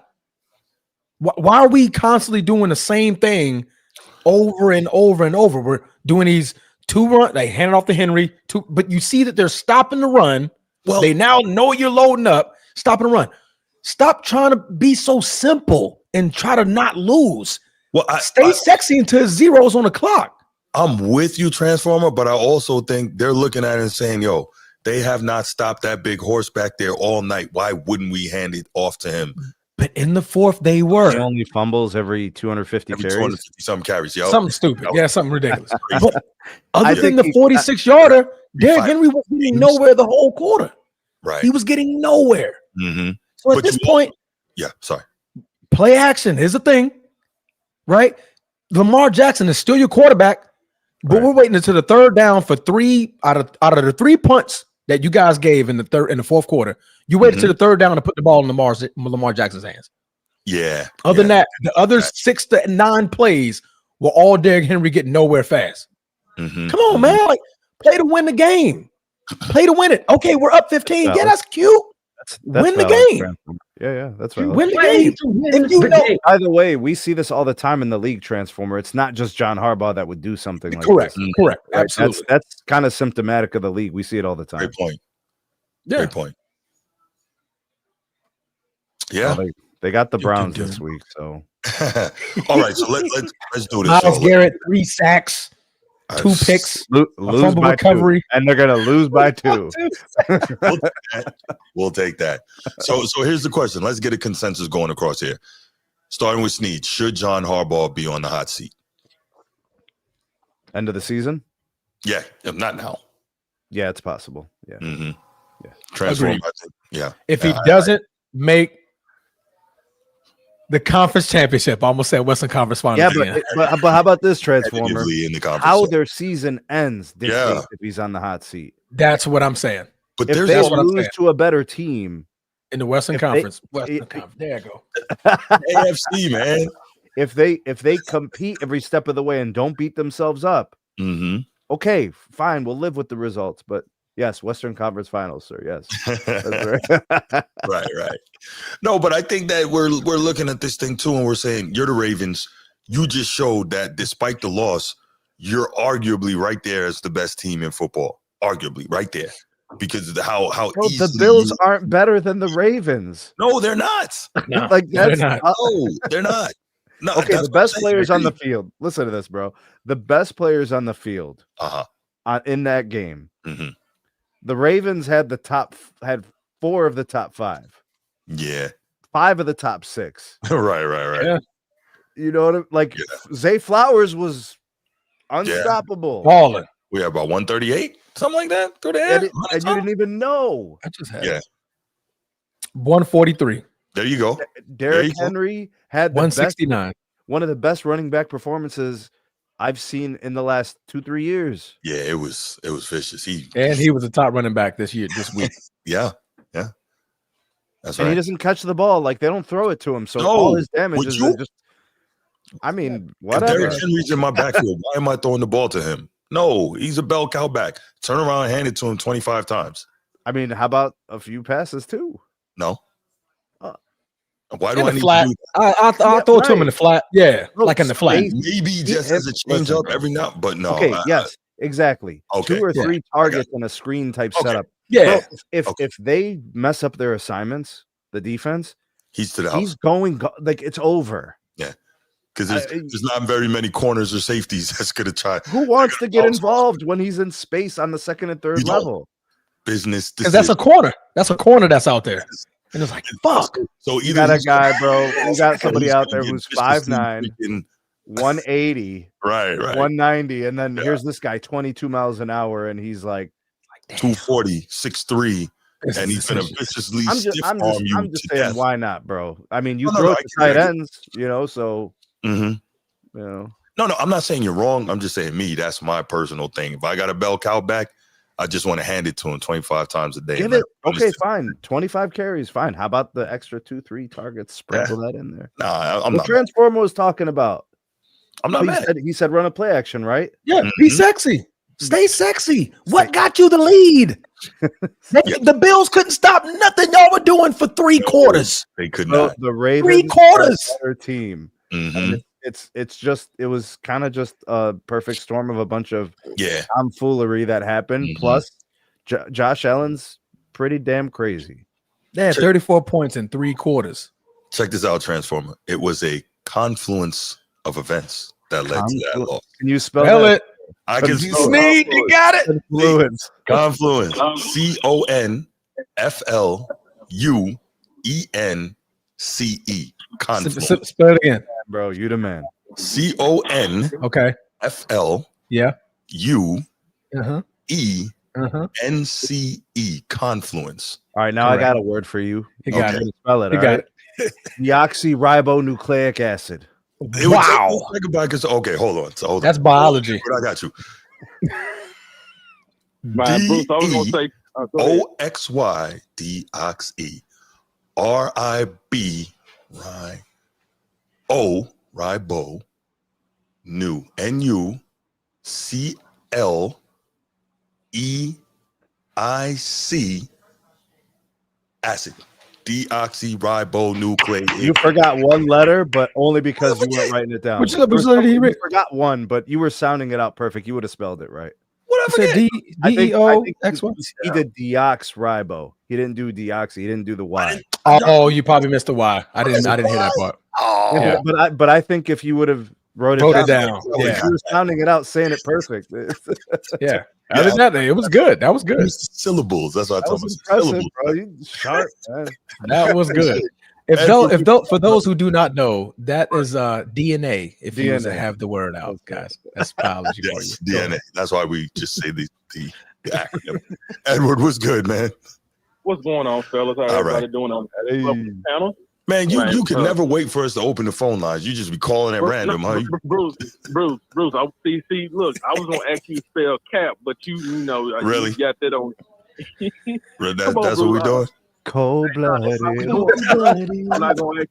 I ain't gonna say that. But so everybody on here think that John Harbaugh should be on the hot seat right now. Not right now, but Postseason. Yeah. A bad ending to the season and some of these kind of losses will get the seat cooking a little bit. Right. Yep. Well, I can't see it happen because Bruce, before Harbaugh came, y'all head coach. Who was the coach that was before Harbaugh that y'all wanted? Ryan Billett. Yeah. Ryan. Did they terminate him or he just quit or whatever? It was probably one of those mutually. He wasn't winning at the end. No, it was one of those mutually agreed upon things. I think. Yeah. Well, the reason I said it because I don't see y'all organization that the AFC North. I'm a Steelers fan. I don't see y'all firing head coaches like that when it comes to that. You know what I'm saying? So I couldn't see him being on a hot seat. Really? I mean, it's just like, hey, he's not out there on the field when Mark Andrews dropped the ball or Derrick Henry fumbled. So I can't see that. But who do you attribute all these late game collapses to? I get what you're saying, but at some point, like, is it leadership? Is it culture? Something's happening somewhere or not. You think the defense was tired at the end of the game? I would assume so. Possession. 3 and outs don't help the defense at all. Defense don't get no break. Right. They turn around, gotta go right back out there. Quick side note, that's why the 2000 Ravens were so freaking great and the greatest defense. Scoring on defense. They were scoring on defense. They're averaging 13 points a game on defense. Just so we know, Brian Billett was fired. Okay. Coach. So he was fired. Okay. Oh, But yeah, go ahead, Transformer. Okay. I'm sorry, Edward. Go ahead, Edward. Well, okay. Well, the reason I'm saying that, and I brought this up about the AFC North, and Bruce, you how you are when you that uncle that's out there on the front lawn. This guy. When the kids keep walking by throwing trash, and you'll thump them in the ear or something like that. Just keeping it real, Bruce. That's my lawn. I got to cut that grass. You don't live here. You don't throw crap on my lawn. What the hell's wrong with you? Well, the reason I'm saying it because you don't like me bringing up. We like to talk about just that one particular person. But man, come on, man. The AFC North. So basically, every coach in the AFC North is on the hot seat this season because you know what? We talked about damn near at least 3 out of 4. Yeah. Wait, so this might be the highest turnover. turnover. On, you're just protecting Cincinnati's coach right now? No, you can't protect him. Because he's one of them. He's one of them. Yeah. Because, so Tomlin's the protected one. No. Your coach. Stefanski. He's not protected. No, Stefanski is protected. No. I think he's the safest out of the bunch. Yeah, I would. Yeah. Okay. So this is Cleveland doesn't have the expectations the other guys have. You guys are on the outside looking in. This is really interesting. Okay. I didn't know this was a thing. Yeah. I thought Stefanski was all right for at least 2 more years, at least. But why? Because there's no expectations with Cleveland like there are with Baltimore, Bruce, Pittsburgh, and Cincinnati. But the GM put them in purgatory, though. What's up, Edward? Wow. I really think it's all 4 coaches then if you're making that case because look what's been going on with Mike T. And you know how much I'm a Steelers fan. We always get put out the first round. Yeah. They've been talking about him being on the hot seat for years. Yeah. But what do you think? But what do you think when you hear Pittsburgh Steelers? What do you think? You think Super Bowl, right? You think Super Bowl? They got 6 of them things. Right? You hear Super Bowl. Hey, we think of defense too. Yeah. Mm-hmm. You think of defense, you think of Super Bowl. What do you hear when you think Baltimore Ravens? When somebody says Baltimore Ravens, what do you think? Man, I think of the same. Could you say you would think of defense and Super Bowls with them? Yeah. But the key word is Super Bowl, right? Cincinnati Bengals with Joe Burrow. What do you think when somebody says Joe Burrow and the Cincinnati Bengals? Well, really, they think about him they talk about him being an MVP and a Super Bowl. Mm-hmm. Okay. What do you hear when you hear Cleveland Browns? Shit. My fault, Bruce. You good, man? Where is Shedeur Sanders? No expectations, brother. Right. There's no expectations. Them other 3 coaches are on a hot seat because their expectation is high. But that's my point, though. You need a coach who will bring an expectation. Why would he be? No way. Because I think that's more your GM fault. Where y'all at? Really, bro? Your GM screwed y'all over. Mm-hmm. To that you don't have expectations to compete and win some games. I mean, I don't get me wrong, Sneak. You're the fan of this team here, so you got more insight, way more insight than I do. But from the outside looking in, I see your defensive coordinator. I'm all tongue tied today. Your general manager signed a Deshaun Watson, went and traded a boatload of what the hell to go get a Deshaun Watson that has yet to do anything for you, right? He's also the one that let Baker Mayfield go, didn't he? Okay, so I personally believe it was the owner. I don't think the GM did any of it. Okay, so either the owner or the GM. Right. Yeah, but I got you. I can't rest because the quarterback is the main key cog of your team having any type of success, right? The fact that I saw Stefanski go out there with an old dinosaur and Joe Flacco and be competitive that 2 years ago, I'm like, okay, man, Stefanski good. He obviously he's coaching because that man came off of his couch, and y'all were in games off of the couch.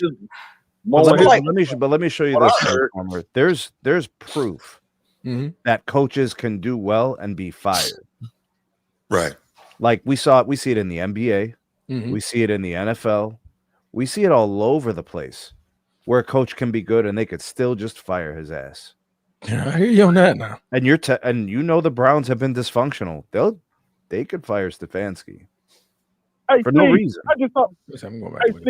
Sneak, quick question, bro. I forgot, man. Did y'all cut Nick Chubb? We didn't re-sign him. No. Yeah, he's in Houston. And he was a bell cow, but man, that offensive line couldn't protect him. I mean, he kept ripping the injuries. No, Yeah. he had a couple of really bad injuries over the course of his career. His best years are Thanks behind to him. your Steelers, by the way. Yeah, his best years are behind him, but he had great years. And Yeah, he absolutely had great years in Cleveland. Yeah, absolutely. I agree with that. Yeah. But, it was certain games that, seasons, you've been like, hey, you got Nick Chubb. You play through your running back when you got a guy like that. So that's what I'm saying. Even though I know he couldn't stay healthy, but but my take was that, fellas, man, I couldn't see him being on a hot seat because if that's the case, 3 coaches out of the AFC North should be on the hot seat this season. And I'm a Steelers fan, so you already know I'm not over here capping. Ain't that right, Bruce? You gonna stop that, man?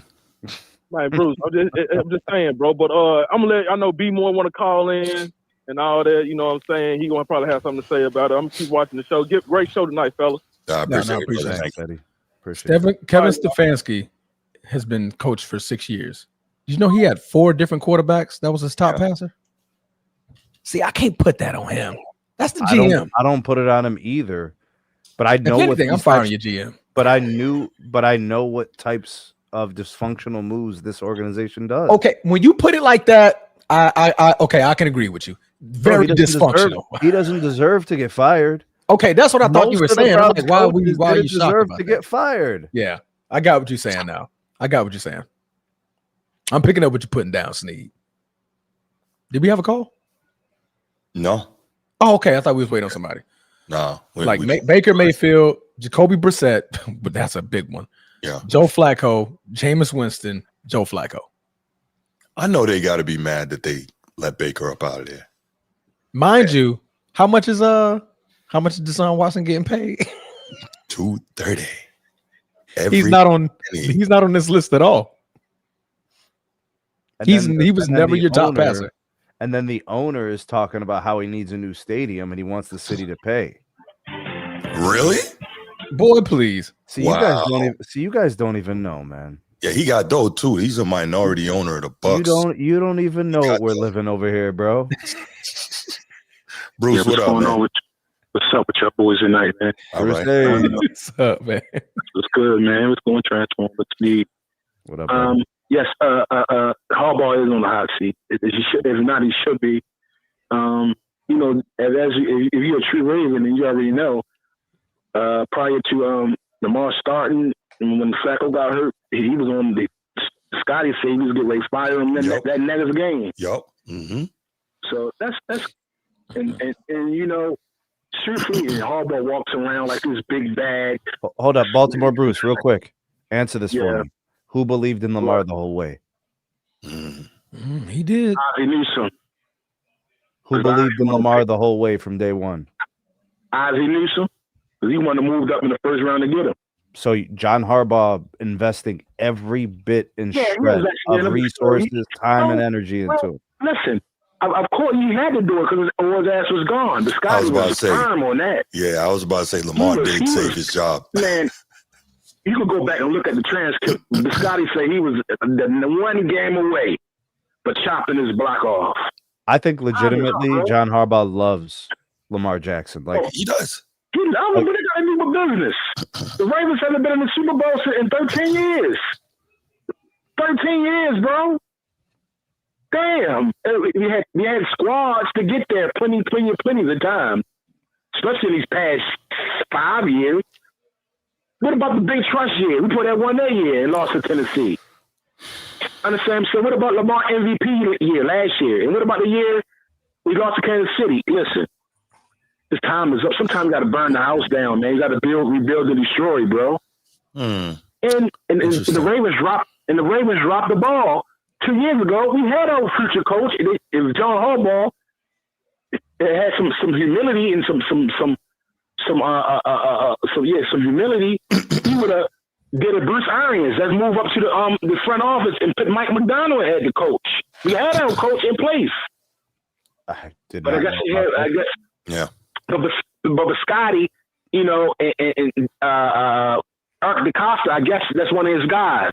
I guess they all live right next to each other out on his mill, like next door to each other. That's kind of weird, but definitely. Definitely weird. I don't want to live next to nobody. Yes, Yeah, I'm not trying to live right next to my boss. Yeah. Nah, man, Espacio. If you have a Let alone my boss. you got to They see this live, like, dude when right you're pulling next to in. each other, yo. Out Owens Mills, Maryland. That's where all the Ravens basically live, Owens Mills. Yeah. So they live right next to each other. But Harbaugh time is up. He's smarter than what he is. And that 4th and 3, come on, man. You know damn well. Come on. It's common sense, bro. It don't take a goddamn rocket scientist to know he's gonna put the ball back in Josh's hand when he cooking us like this. He hot right now. They would have got that 3. That's all they RPO. Derrick Henry and Lamar would have been, man, everybody would have been on Derrick Henry on that play. If not, you would have had the option to throw it to somebody in the flat. I mean, it should have been a run pass option, RPO. That's what it should have been. That 4th and 3, easy. That would have been an easy 3 yards. That's why everybody's so upset about him. And Harbaugh, you have as a An head RPO coach, is riskier than a standard rush, though. but not with number 8 back there. Right. So Bruce, it's funny because John Harbaugh for years has been getting ripped by the media and whatnot for having too much confidence in Lamar Jackson on 4th down. And when he's supposed to have it, that's when he decides not to. That's crazy, right? Right. Yeah, man. Right. I'm with you, Bruce. I'm with you. Then they talk about all this. But, you know, it was a little luck involved for Buffalo. Yes, Josh Allen had a great game in that 8-minute pocket. But let's say the 4th quarter. But he had 2 interceptions we had directly in the hand that we dropped. Yep. Absolutely. Malik Starks had one, and I knew Uze had one. Mm-hmm. And let's not forget the tip pass to Keon Coleman. Mm-hmm. The motherfucker ball just fluttering in the air. The cornerbacks looking at the ball like they dumb. That's true. And on that 2-point conversion, Josh Allen threw it right to my guy, Kyle Hamilton. Go Irish. Home. Then check this out. You got on that 4th and I think it was 4th and 2. Jesus Christ. They sent the bomb blitz. I roll from hell, bro. Everybody. They sent everybody, and the running back leaks out the back. And Roquan Smith missed the damn over tackle in the open field. How often do we see that? What the hell is you doing? Yeah. He trying to be Superman and strip the ball, try to get the short thing. He's trying to grab the running back arm and knock the ball out of his hand. What are the chances that Bruce picked up his TV and slammed it at some point in the 4th quarter? Very high chances. Listen, you talking about I was going to break the TV in half. Right. But there was so many chances that we had. Yeah. Man, it's all we will be okay. Truthfully, in the power rankings, I got his number. Let me be objective. I got his number. Hold on. Wait. Save that. We're gonna do that third topic. Okay, I'm gonna let y'all go. But yeah, man, like Harbaugh time. It's time for Harbaugh to go. We need somebody else, man. We need somebody new and somebody new. Okay, Bruce, let me ask you then real quick. I'm not mad at you if you say that Harbaugh needs to go if you don't. He needs to go to Cleveland, all right? Do you have any idea who you might like to see on the Ravens side? Oh, there's no other choice. I'm good with that. Okay. You said sexy Rexy, bro? I'm good with that. Yes. It's out there. Yeah. He had that defense doing what they supposed to do. Bro, listen, he don't want to coach, bro. They just put him on Ozempic, bro. He don't even want to coach right now, bro. Oh, he wants to coach. Absolutely. He's been begging to come back and coach. When he's supposed to come back to the Jets, I think they were trying to get him in. Yeah, he wanted to go back and coach. He's been out of the game for a long time. He also interviewed with the Cowboys, I think. He wants to coach again. Bro, he hasn't coached in almost 20 years. Has it been that long? It's been since Darrell Revis. Yeah. 2009, maybe? No, because remember, he was in Buffalo after the Jets, so. So we should call him a Raven, though, man. Rex a Raven. I like that, Bruce. I like Brian Flores, too. Bro, That's another really good one. That's a great. When you bring in guys that used to coach in certain places, usually bring them on like a consulting level. You know, guys, you want to be in the daily grind, studying film and working on schemes and walkthroughs. You know? Yeah, but we know Brian Flores wants that. We know Rex Ryan wants that. These guys want to coach. They want to be head coaches. Man. And 2016. That was the last time he coached. Oh, he was a head coach in 16? There you go. Yeah. With the Bills, right? Yeah, we've seen worse, man. We've seen worse. I just think John Harbaugh, he's got this era of arrogance that he's the big bad wolf on the block. And, bro, you haven't won a Super Bowl in 13 years, bro. Well, it's a lot of dudes that never won one. So, you know. Yeah, but unfortunately, that's a long time. I get it. I'm with you. And And you know what stubborn, when you be stubborn, you get fired. Like who got stubborn? Who got fired? And everybody thought Bill Belichick got fired and then stubborn. Belichick got fired. Mike McCarthy got fired. You know. Yes. So all right, man. I catch up with you in the next one. All right, brother. Thanks for the call, man. That was a great call from Deuce. All right, bro. All right, brother. You know he's always going to come with the passion. Man, I'm surprised. Ravens. I'm surprised Rex Ryan coached last decade. I really thought it was like 2010 or something, 2009. I was agreeing with you too. He coached the Jets all the way up to 2014. So long ago because he's been on ESPN up there. Sometimes it's like, yeah. No, he wants desperately to be a head coach in the NFL again. Well, my question is, why isn't he? That's an excellent question. Beautiful. Like, I know why John Gruden isn't one. Oh, we know that. I think it's more so to do. I think it's more so to do with the age. I don't think it's the age. He's not that old. I think he's not a part of the club. Pete Carroll's like, and I think Pete Carroll's like 75. Yeah, he's old. But that's an anomaly. Yeah, these franchises are hiring 30-year-old coaches. If they ain't in their 30s, they ain't hiring them. Look at every coach in the NFL right now. Yeah, they're in their 30s. The Buccaneers, or not Buccaneers, Texans. Liam Cohen in Jacksonville, Rams. my coach. Yeah, 49. What 49? Well, how old is Sean McVay? Not Sean McVay. What's that boy in San Fran? Shanahan. He probably just turned 40 or something like that. Right. These guys have been coaching for several years and they're just crossing 40. Just crossing 40. Yeah, they've been coaches for like 5 seasons. Yeah. Like these guys are high. Everybody's young. Pete Carroll, that's an anomaly. The guy I in think Arizona, the Ravens are just like, huh? How old is the guy in Arizona? Who is in Arizona? Good question. Kyler Murray's head coach is a younger guy. Yeah, he's young. Because he coached him in college, didn't he? Yeah. And then what's that kid's name? Miami's coach isn't that old, but he's probably on his way out. Yeah, he's definitely about to be fired. I think I'm older than Mike McDaniel. Yeah, that's not being funny. Miami's crazy. We're gonna have to do an episode on Miami. Oh man, they got some serious issues. Jonathan Gannon is their head coach now. He's 42. Yeah. He's 42 years old. Yeah. He became head coach in his 30s. These guys don't even have gray hairs yet. They're getting the gray hairs now, and they've been coaches for like 7 years. Exactly, man. So like Rex Ryan, I mean, that could probably be why. Man. Everybody's going with the young, flashier coaches, better in the locker room type coaches. All he's got to do is go on Ozempic, bro, and then he'll look younger, and everybody will be like trying to hire him, bro. Wow. Ozempic. The problem with Ozempic, bro, is Rexy's going to lose all the muscle too, bro. That's what they say. And Rexy is a big dude too, man. Him and his brother. We used to have his brother was our defensive coordinator. Who, Rob Ryan? Yeah. Mm-hmm. Bro, those guys got energy though. And I can see why people are enamored, like they really love the game. Yeah. They got, and I think his passion may be what turns off his locker room. Really? This era is different, Sneed. It ain't us. Rex Ryan could come in here and talk to all three of us, and we get fired up. Bro, we're going to go through the wall with him. We're going to go through the wall. Let's go. These 22, 23, 24, they don't want to hear all that. They're like, man, this guy's tripping over here, man. Who the fuck are you yelling at, man? Like, I'm a $100 million player, man. Right. I make his salary in 2 weeks. Mm-hmm. You know what I mean? So I think that, I do think that has a lot to do with it, man. The Pete Carroll thing, that's an anomaly. I think the Raiders ain't had nothing else to do. Like, yeah, man, let's get Pete Carroll over here. Man. We ain't doing that. Do that stuff. They always do it. Ever since the Tuck rule, the Raiders have been in purgatory. Ever since the Tuck rule, that ruined their franchise, man. Sure did. There was another play where the dude was it Rudd or whatever. He like slammed his helmet in the middle of the game, took it off, ripped it off, got a penalty. They've had a couple of issues. They're not the only. I can't even remember. Yeah, there's some stupid things that happen out there in the league, and then the John Gruden thing. Yeah, the emails. That was right after the Super Bowl. I mean, not Super Bowl, the conference championship, whatever. Western Conference Finals. Right.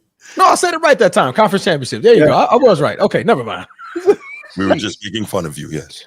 Oh God. That's been kicking my ass all damn day. We're not really making fun. Transformer is like easy going about it. He ain't too stressed about it. He's just like, man, I'm pissed at myself. I keep saying it. For real. Sneed, I saw a WC and I was like, Western Conference. They kept making the Western Conference finals. When? I don't remember that. I only remember him making it once. And then Bruce said, he was like, no, man, you're thinking conference championship game. And I'm like, championships, yeah.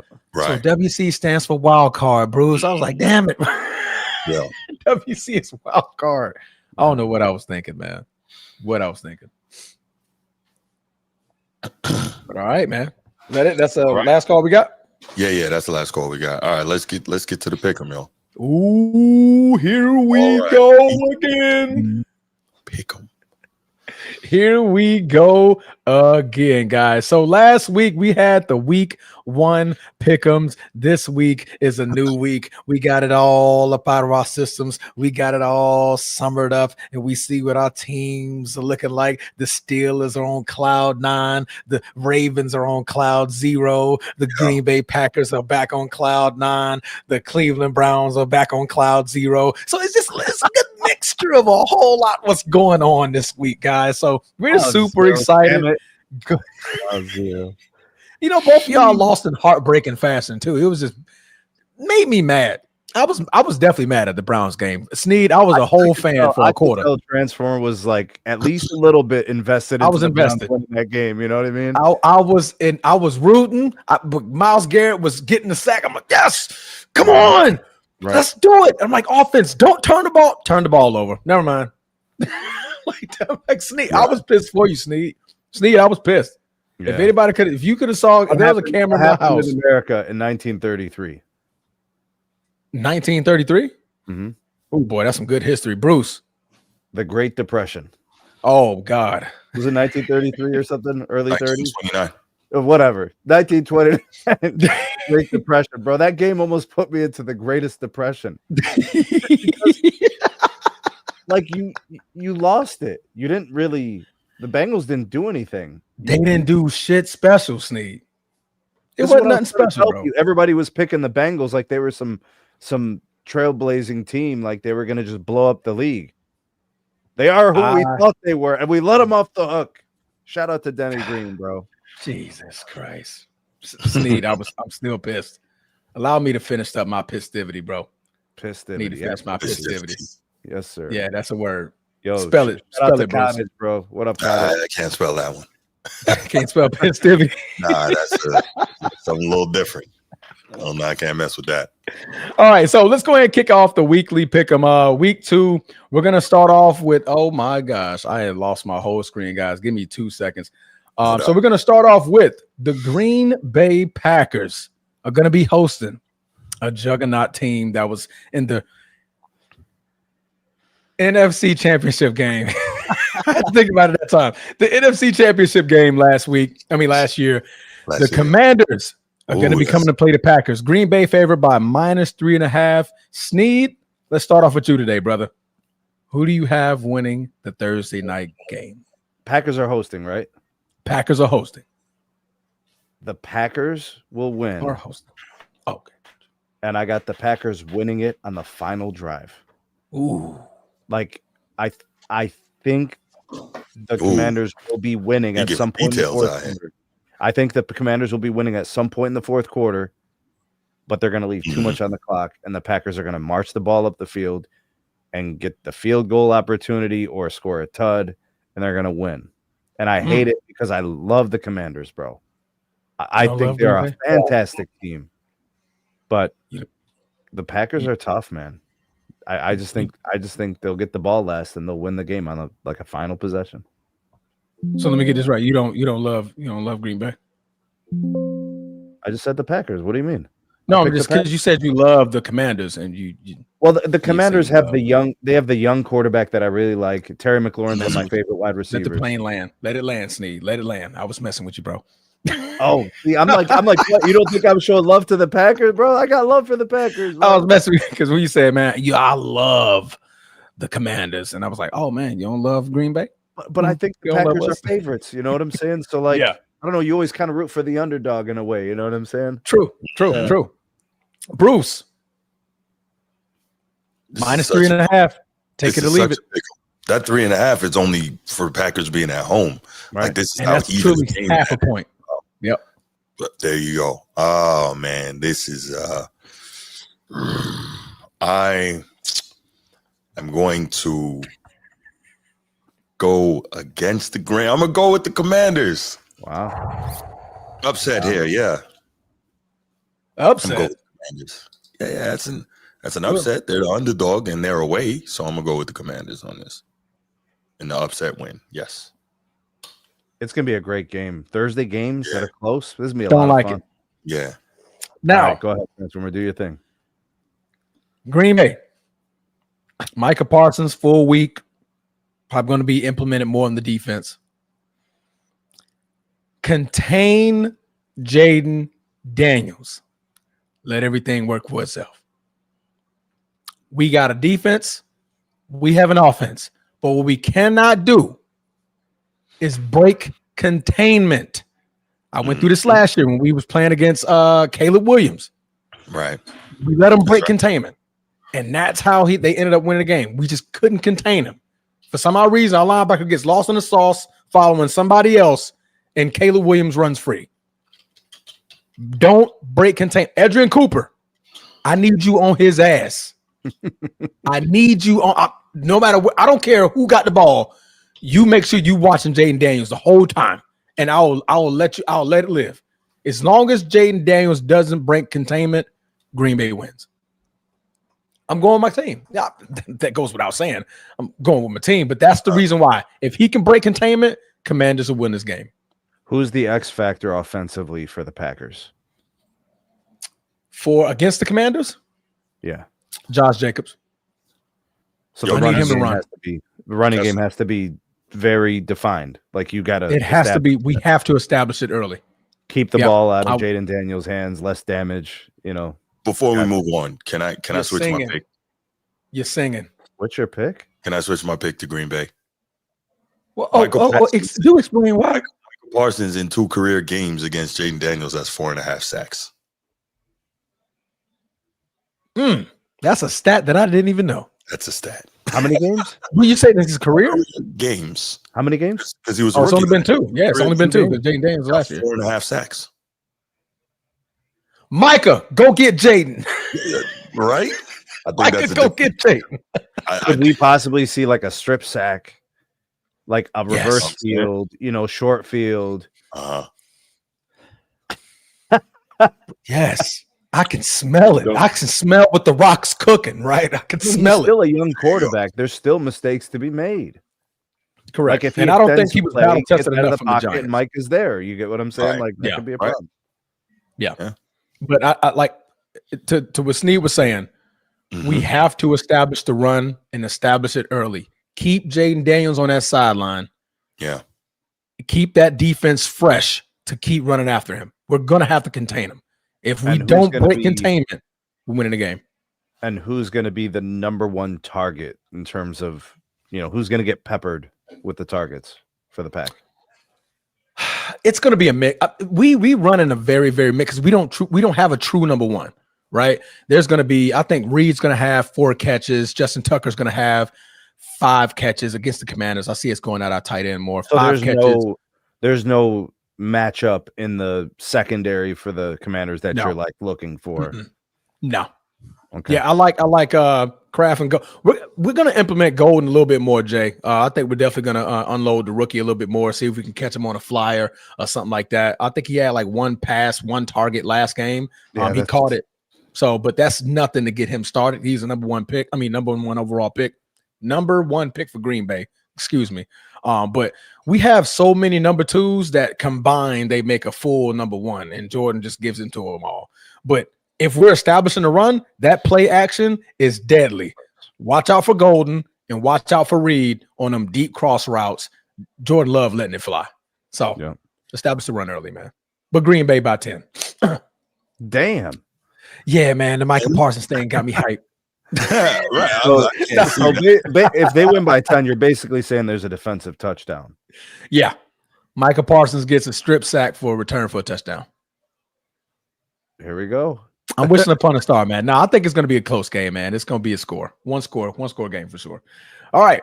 Moving on out of Thursday, we're going to go into Cincinnati. I almost said the Jaguars. Cincinnati Bengals are going to be hosting the Prince, the magic man with the flowing hair, Trevor Lawrence, and Trevor Etienne. Trevor Etienne. The Cincinnati Bengals are only favored by 3.5 at home. Bruce, who we got? Oh, I got Cincinnati, man. Cincinnati. Yeah, man. I truly believe that they understand the urgency of this early season thing, and I don't yet believe in the Jags, even though they had a really good game running the ball last week, which obviously is very important.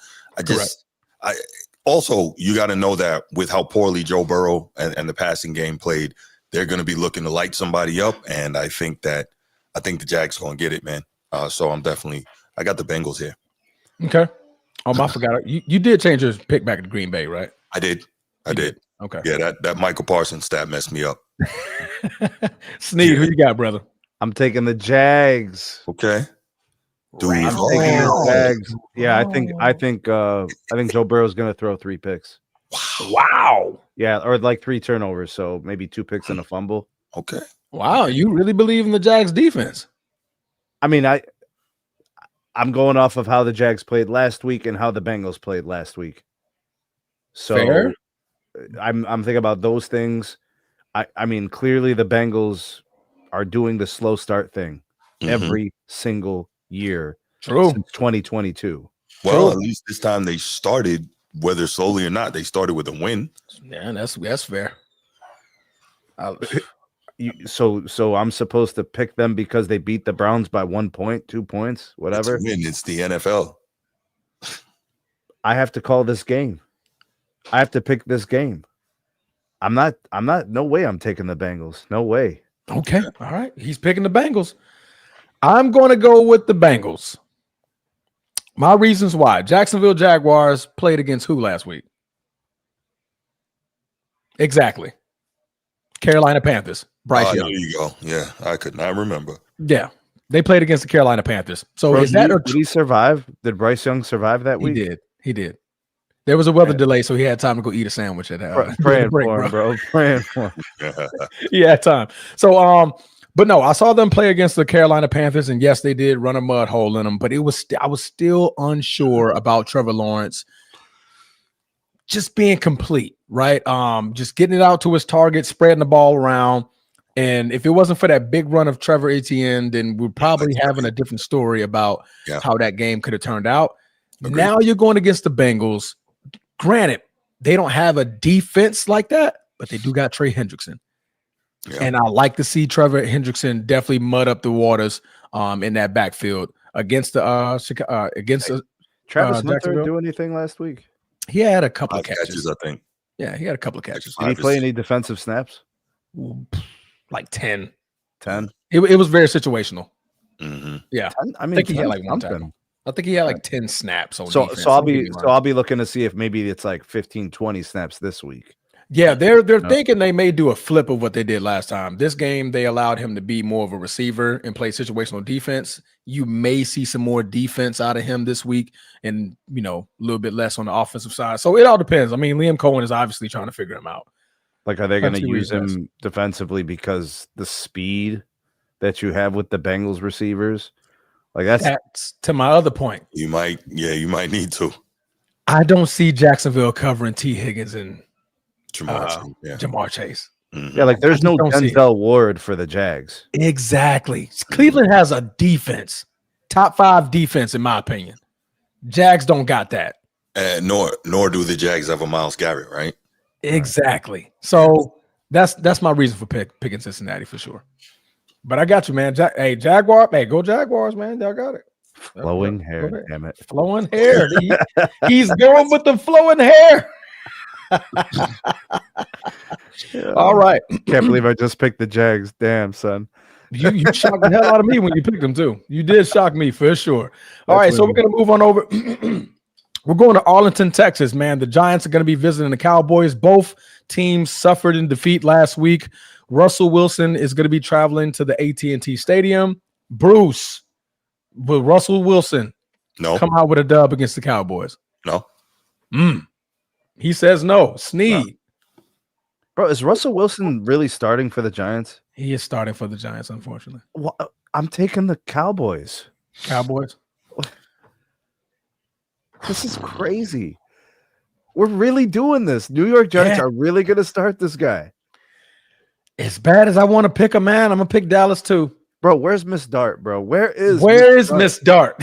I miss Dart. Can we throw some darts, bro? Can we do this? Miss Dart. How you doing, Miss Dart? Facts. All right. Pan the camera, through the crowd. Pan the camera. Taylor Swift, that. Yes. That's what we want. That and Megan O'Connell. Yeah, because this ain't no chicken cutlets, bro. This is the real deal. Where's Xavier Worthy, mom at? Put her on the screen. We want to see her celebrate. We don't want to see Taylor Swift. Wow. Okay. We don't want to see. I'll see. Show Sierra shit. So her. I would see Sierra over Taylor Swift. Yes. Yes. That's the. I mean, if we're doing a comparison, yes, you are correct, sir. That's what I'm saying, Sneak. I would rather that. Show me that, right? Yeah. But yeah, man, I think we're all going with Dallas. I mean, the Giants, obviously, they got Russell Wilson, and until they start Jackson Dart, I'm probably not going to pick the Giants to win any football game. I mean, it would be a coin flip with Jameis, at least. Yeah, their defense is legit. I do like their defense though. But Russell Wilson obviously showed me nothing last week. All right, we're going to travel on to D-Town, the Bears and Caleb Williams, and him fumbling a whole fourth quarter lead and letting the Minnesota Vikings go 21 points unanswered last week. He gets to redeem himself against the team who had Jared Goff running like a gazelle from Micah Parsons. So Sneed, Detroit is favored by 6.5 at home in Detroit. Is Caleb Williams, Mr. Fingernails himself, going to be able to get it done against the gazelle, Jared Goff? Man, hell to the no.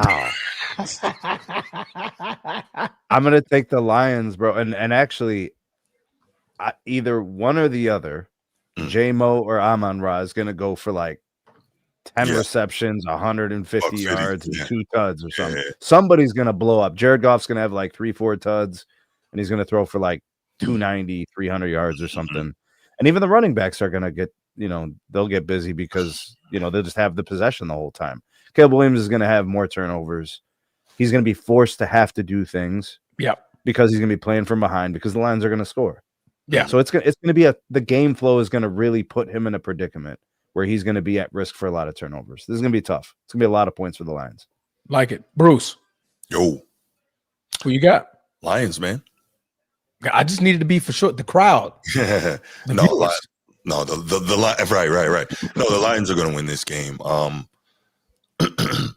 I won't believe in Caleb until I see it and see it consistently. I don't. His style of play doesn't really match up with. His style of play doesn't really match up with what Ben Johnson wants to do. Now he's got the talent. If he can be mentally enough, maybe he'll be able to figure it out. But his style of play doesn't match up. He is extremely physically gifted, but I don't see it. But not in this game. And I think Dan Campbell is going to have the Lions riled up and ready to really go in, especially after the beating the Packers put on them in week 1. I think they're going to be ready. No, man, you're absolutely right. He can hear. Oh, man, they lost Ben Johnson and Aaron Glenn. Detroit ain't the same no more. Detroit can be had. The offense just ain't the same. Mm-hmm. The players are still there. You still got Sam Laporta. You still got Jameson Williams. You still got Amon-Ra St. Brown. You still got Sonic and Knuckles in the backfield. You're still a problem. You just ran against a better defense, and we had it figured out. Chicago, Caleb Williams is going to give you the ball back enough for you to figure it out. Yeah, that's my opinion. He's gonna give it back enough for you guys to figure it out. Is he still holding on to the ball extra? Yeah, and he's trying too much. That turn, I hate this turnaround, back against the field type running away from the tackle. If they don't check that curb, that's not gonna go anywhere. like it's gonna stay. He's gonna stay doing those things. Yeah. Well, he's throw the ball out of bounds. pocket, and but I mean, we got plenty of athletic quarterbacks getting busted up every week. Right. Caleb is on deck to be in another one if he keeps doing what he's doing, right? So, but yeah, I got the Lions. All right, moving on over. We're gonna have Sean McVay and bad back Matt Stafford, along with Kyron Go Irish to Siren Williams. I like Poking the cool. I believe he was a leading receiver last week. Nope, that would be Zay Flowers, I believe. I want to say Zay Flowers. Oh, NFL, yeah. I got to look at it. They're going to be traveling to battle the number 1 overall pick in Cam Ward and Mr. Can't Catch Calvin Ridley. Oh, Bruce. Yeah. Who you got in this game? I got the Rams, man, and not for the reason that you think, right? So I'm really impressed with the defense the Rams have been able to build. So I'm going to go there, man. Those guys from Florida State, man, them boys like to eat up front, man. They're tough. Right. And, obviously they being the Rams are going to make a concerted effort to try and run the ball. Matt Stafford's now, I think, the 4th quarterback ever with 60,000 career passing yards. Correct. You got that last game.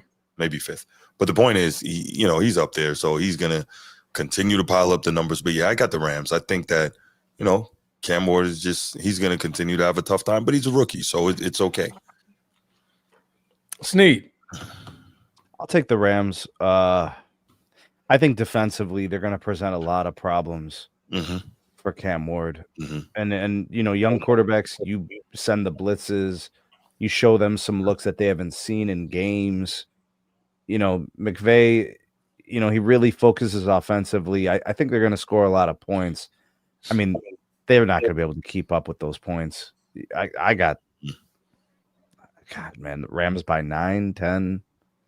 Yeah, what's the line? What's the line? Ooh, 5.5. 5.5. Yeah, I got him on the over on that 100%. Yeah. Yeah. Definitely taking over on the Rams on that one. Week number 2, we already know Puka Nacua is that guy. We do. Insert number 17. He gonna get off. 17 is gonna have at least 780 yards. They went right from Cooper Kupp to this guy and not even skip a beat. He's doing the same things. Didn't even skip. Now heartbeat. Oh, heart skip a beat. No skipping. No, we went straight to it. Same productivity, like all pro numbers. Exactly. The only reason why the Titans were even close to beating, I believe they played the Broncos last week. And the Broncos had a great defense and pretty much held them in check for most of the game. It's because Bo Nix started throwing random shit at the end of games. Yeah. Started doing random stuff. I don't know what the hell Sean Payton was thinking, but he was just out there like, they ain't not going to beat us. Just do something crazy. Show me something. And Bo Nix was like, I'm going to do this. And I'm pretty sure Sean Payton like, oh, hell no. Okay, if that's what you're doing, we're going to stop doing crazy stuff. That's what you're doing. But, yeah, Sean McVay, he's not playing none of that. It's gonna be a slaughterhouse. I definitely see 27-10. That sounds right. That sounds right for this football game. All right. Moving on over. We're gonna go to Patriots and the Dolphins. Yeah. Ooh, that's an ugly game. Drake May is gonna be traveling to Miami. Good old Sunshine Hard Rock Stadium in Miami Gardens, Florida. Yeah. Against the domestic violence child and Tyreek Hill. Ooh. And I don't know what the hell I'm throwing through Tua Tagovailoa. Yeah. Bruce, who's the worst? Right. I got the Pats winning this game, man. I think Drake May is better than Tua. I think Mike Vrabel's a better coach than Mike McDaniel. I think Mike McDaniel has lost his team. He's not respected from all the reports you hear. Coming out of that building, I think he's pretty much done after this year. They don't have a culture of toughness. That even if the Patriots aren't necessarily winning a game, they're going to be tough and they're going to be physical because that's in Mike Vrabel's DNA. And that's how he's going to coach them. We saw that when he was a head coach in Tennessee. We remember him doing that as a player. I'm sure Snead remembers that, at Ohio State and all that. So definitely I will go with the Patriots here. I'd be shocked if I'm wrong on this. Snead. Is Miami hosting? Miami is hosting, favored by 1.5 at home. Yeah, I'm gonna take the Dolphins. I know everybody's gonna be on the other side with the Pats. Sometimes when everybody's on one side of the boat, You just got to go to the other side. So that's literally all I'm doing. I Mhm. actually agree with everything Bruce said. I'm just going to be on the other side of the boat so we all don't sink, bro. No, it goes that way sometimes, and that's it goes that way sometimes. I already clicked Miami for that reason. Oh wow, okay.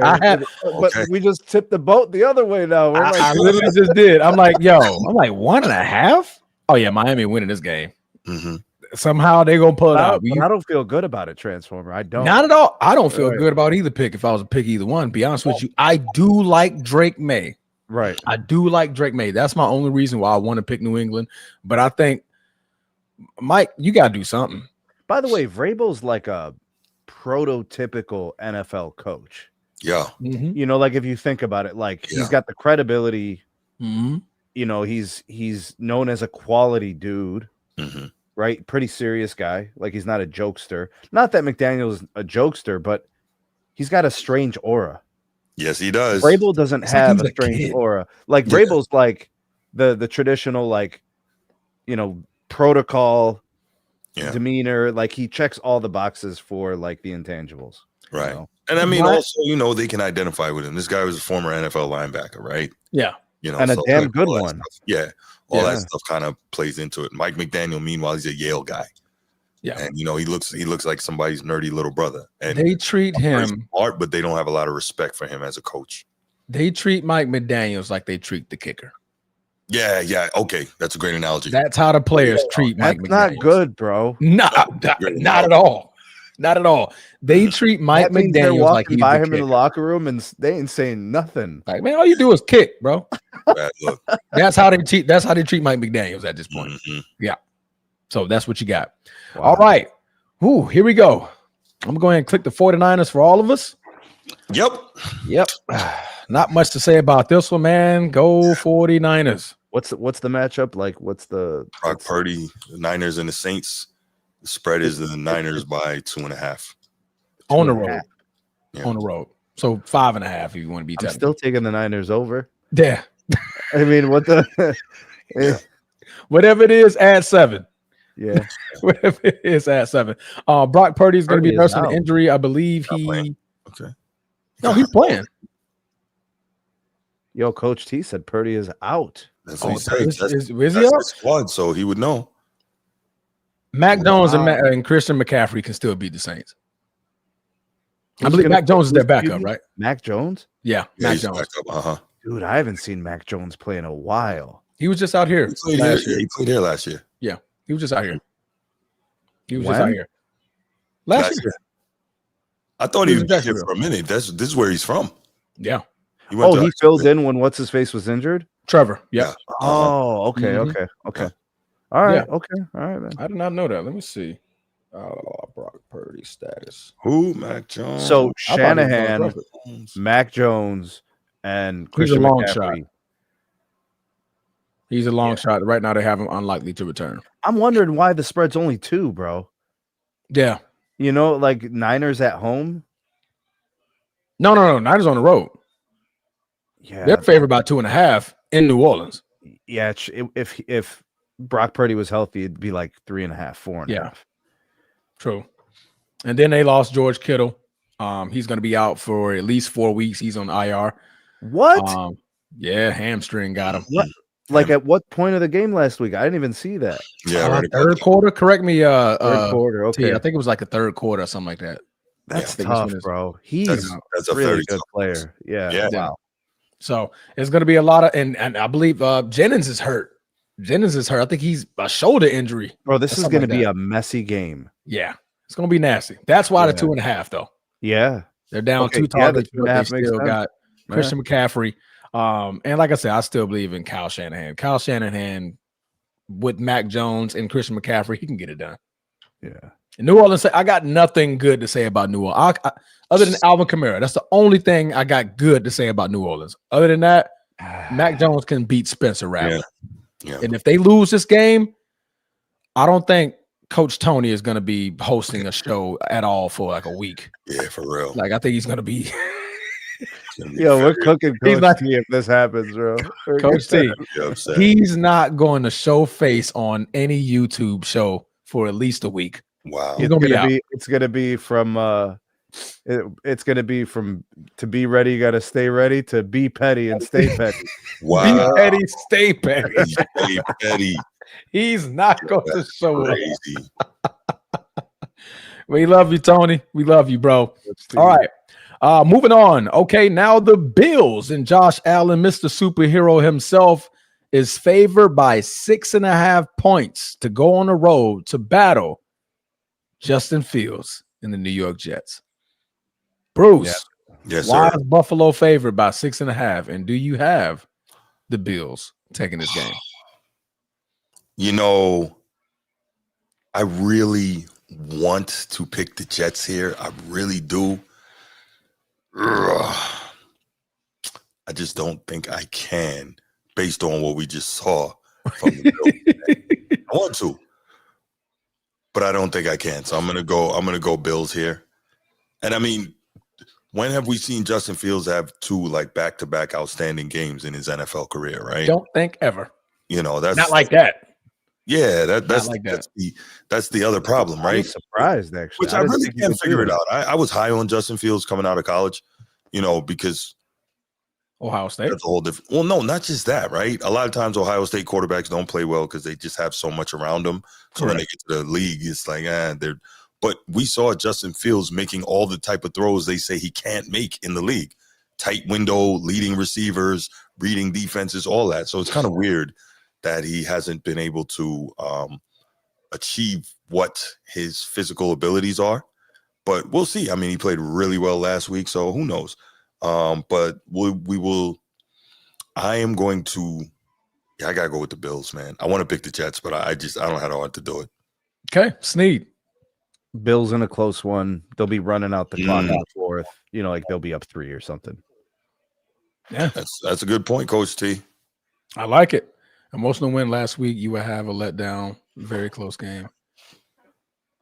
I ain't taking the Jets to beat the Bills in a letdown game. I mean, Josh Allen. He makes a great point. Aaron Rodgers threw for 4 TDs against the Jets, right? Yeah. And it was the only he got the turnover. Defense. So Josh Allen might run for 100 and throw for 300 against the Jets. Right. I mean, he's getting all the goal line touches. Like, he's dictating everything that happens offensively. Mm-hmm. Just because there's no play on second or third down doesn't mean he's not going to bust you up on the next play. True. Yeah, that's very, very true. He's going to cook the Jets. I'm not saying that it's going to be a blowout, but Josh Allen's going to be in complete control of that game. All right.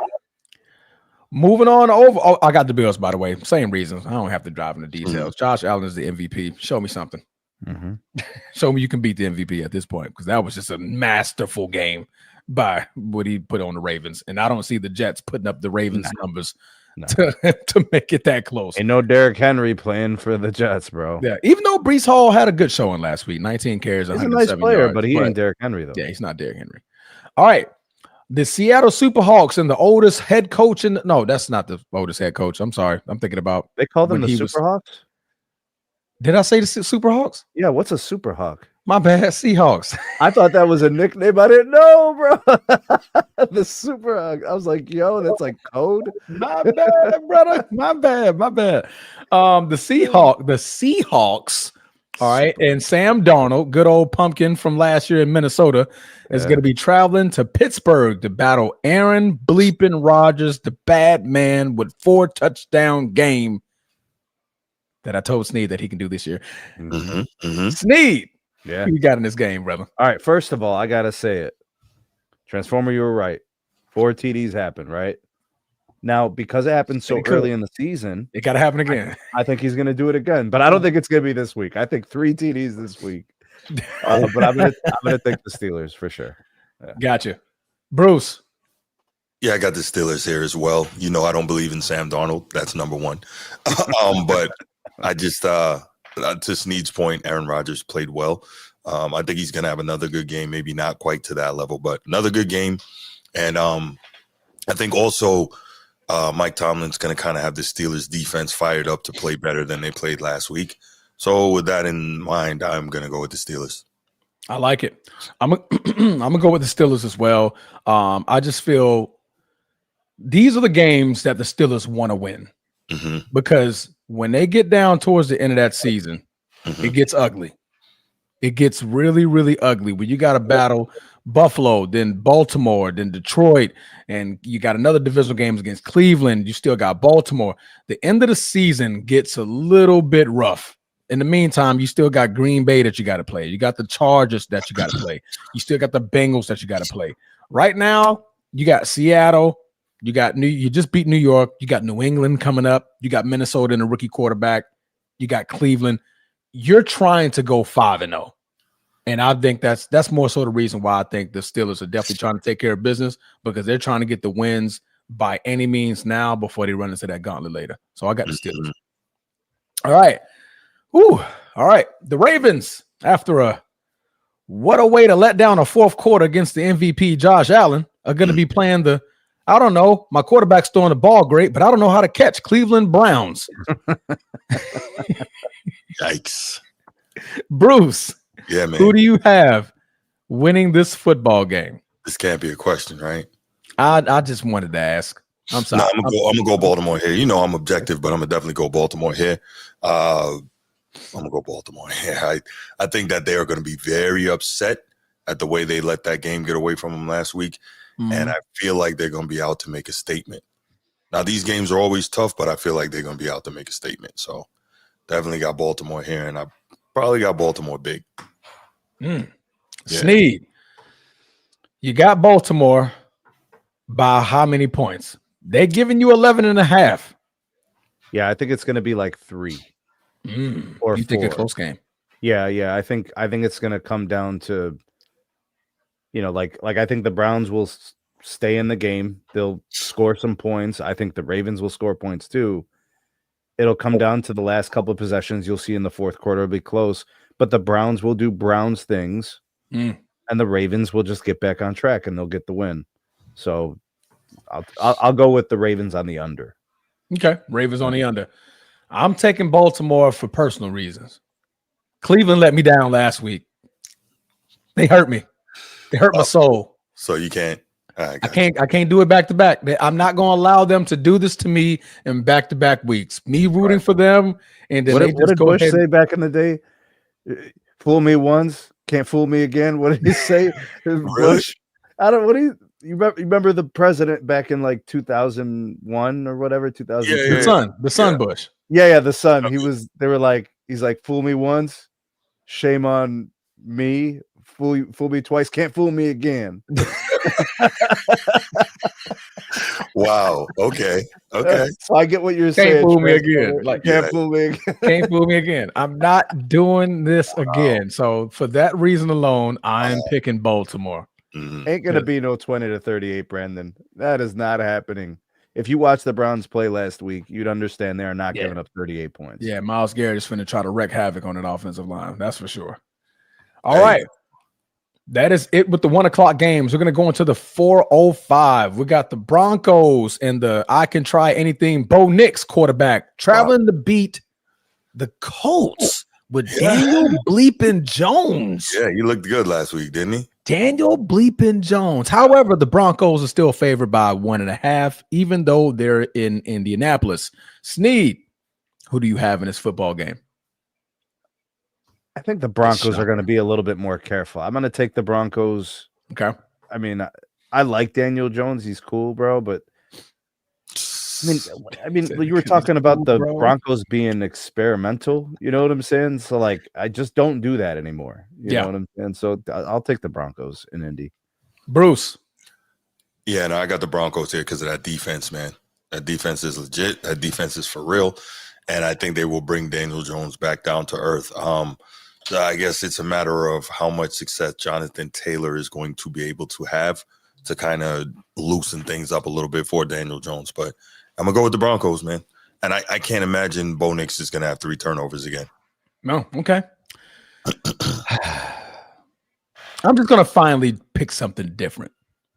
I'm going to pick Indianapolis. Okay. Danny, can you do it again? Mm-hmm. You see what I'm saying, Danny? Who you got in your backfield, Danny? That's a Badger back there, Danny. That boy know how to run the fucking football, Danny. Knows how to run the football for sure. You got two elite receivers, Danny. Mm-hmm. Danny, don't throw it to Patrick Surtain. That guy, whatever side he's on, pick the other way. Pick the other way. Run a lot of play action, and Jonathan Taylor needs to have at least 25 carries. Okay, he's gonna carry this win to you, Danny. Don't drop the dime. It's in your hand. You see, Danny, I'm looking at you. I'm picking you. Don't let me down like the Browns did last week. Okay, don't let me down. I got Indianapolis, man. I got Indianapolis. I'm rolling with them. I'm going Indy. Stay in the cold, baby. Stay in the cold. All right. We're gonna have the Panthers and the I Need a Sandwich. Bryce Young. Oh my God. Traveling against Kyler Murray, who stands a whole 5'4" behind his offensive line. Arizona stands with a 6.5 point favorite while they're at home. Bruce, who do you have winning this football game? I got Arizona winning this game, man. Like Bryce Young, he played a lot better down the stretch last year after getting benched. So shout out to the young fella for, continuing to push and trying to improve. But I think Kyler Murray is simply better than him. I think that Arizona's got a little bit more weapons. I think they're going to win this game. Okay. All right. Before you did it, Sneed already picked Arizona. Why? He needs a sandwich. Can we move on? Sneed, man, who you got, bro? I got the Cardinals. Let's go, man. Make it a double. Make it a double. Wow. Go crazy, man. Make it a double whopper with extra cheese. Extra chicken, please. He's screaming over the counter. He's just sticking his head. Make it a double. Make it a double. All right. Right. So we're on to what I think may be the game. It's going to be the game of the week. Mm-hmm. The Super Bowl rematch. We are here. Jalen Carter suspended for one game. However, that game was the game that he got kicked out of. Wow. So he will be playing against the Chiefs. The Chiefs are going to be without Xavier Worthy, the number 2 receiver, and Rashid. Rashid Rice. I almost called him Rashid Wallace. Rashid Rice. Yo, what is up with Bro, you get tonight, out man? of the Western Conference Finals, bro. Get out of it, bro. What's going on here? Brain, man. I don't know. I just see the Lakers in the finals and just God, winning it. that's sure as hell ain't what you see. Luka Doncic just If you see that, you've been smoking putting some up good 45. LeBron James with a cool 28. Bro, we gotta. No, okay, my bad. We gotta get you tested, bro. Yeah, for sure. I know, right? I need Lakers. I need love, man. We got Mark, man. Mark, I've been talking to Mark. Me and Mark, bro. We pen paling, bro. Mark Walters? Yes. You said Mark, so you're on a first name basis? I call him Marky. Mark, what? Yeah. Me and Marky, bro. We good. Snarky Marky. Here we go. Snarky Marky, bro. Marky called me the other day. He was like, B, man, what you think about this trade for Wiggins? I'm like, let's not do that. Like, man, you sure? I'm like, nah, not for what they asking. If we got a bag of chips, I'll trade him for that. He said, boy, you got a point. And we hung up, man. We had a good talk. Control. But anyway, the Eagles are going to be traveling to Kansas City. The Eagles are favored by 1.5. Sneed. Are the Super Bowl champs going to continue their win streak against the Kansas City Chiefs, or is Pat Mahomes going to pull it out? Are we in Philly? We're in Kansas City. We're in Kansas City. We're in Arrowhead Stadium. A loss puts the Chiefs 0-2. This will be his first time losing 3 games in a row. Patrick Mahomes has never lost 3 games in a row. But Jalen Hurts is good. Wow. I mean, that's a good team. They've got the line. They've got the line on both sides of the ball. They've got the offensive weapons. I hate to do this because it's not supposed to be like this, but I'm taking the Eagles. Like it. Bruce. Eagles. Fly, Eagles, fly. Well, that's tough, bro. Yeah, but I it just seems like as great as Patrick Mahomes is, and he is great, like he's starting to get to that point where he needs a little more help, and they're not giving it to him. So I don't know what he's supposed to be and what he's supposed to do. And they did attempt to shore up that offensive line. Bruce, is this the weakest roster he's had in recent history? Seems like it. Seems I like mean, with his first two receivers is out, yeah. Mm-hmm. And then Travis you gotta Kelce's wonder, older. like, okay, who's gonna have the better game, Chris Jones or Jalen Carter, right? Two dominant defensive linemen in this game. But overall, I just think that Jalen Hurts is a winner. Not that Patrick Mahomes is not, but I think Jalen Hurts, got too many weapons. This Eagles team is too well constructed, and the Eagles team also will be prepared. They know that Philly, that Kansas City is going to want revenge, but I just don't think Kansas City has enough. That's just my opinion. Could the Chiefs press their way into a loss? Pressing. What do you mean? Like out of character plays. Trying to do too much. Trying to do a lot. Yeah. I can see that. And like the Eagles, you would be falling into the trap. Yeah, you don't want to do that with those guys. Yeah. Yeah.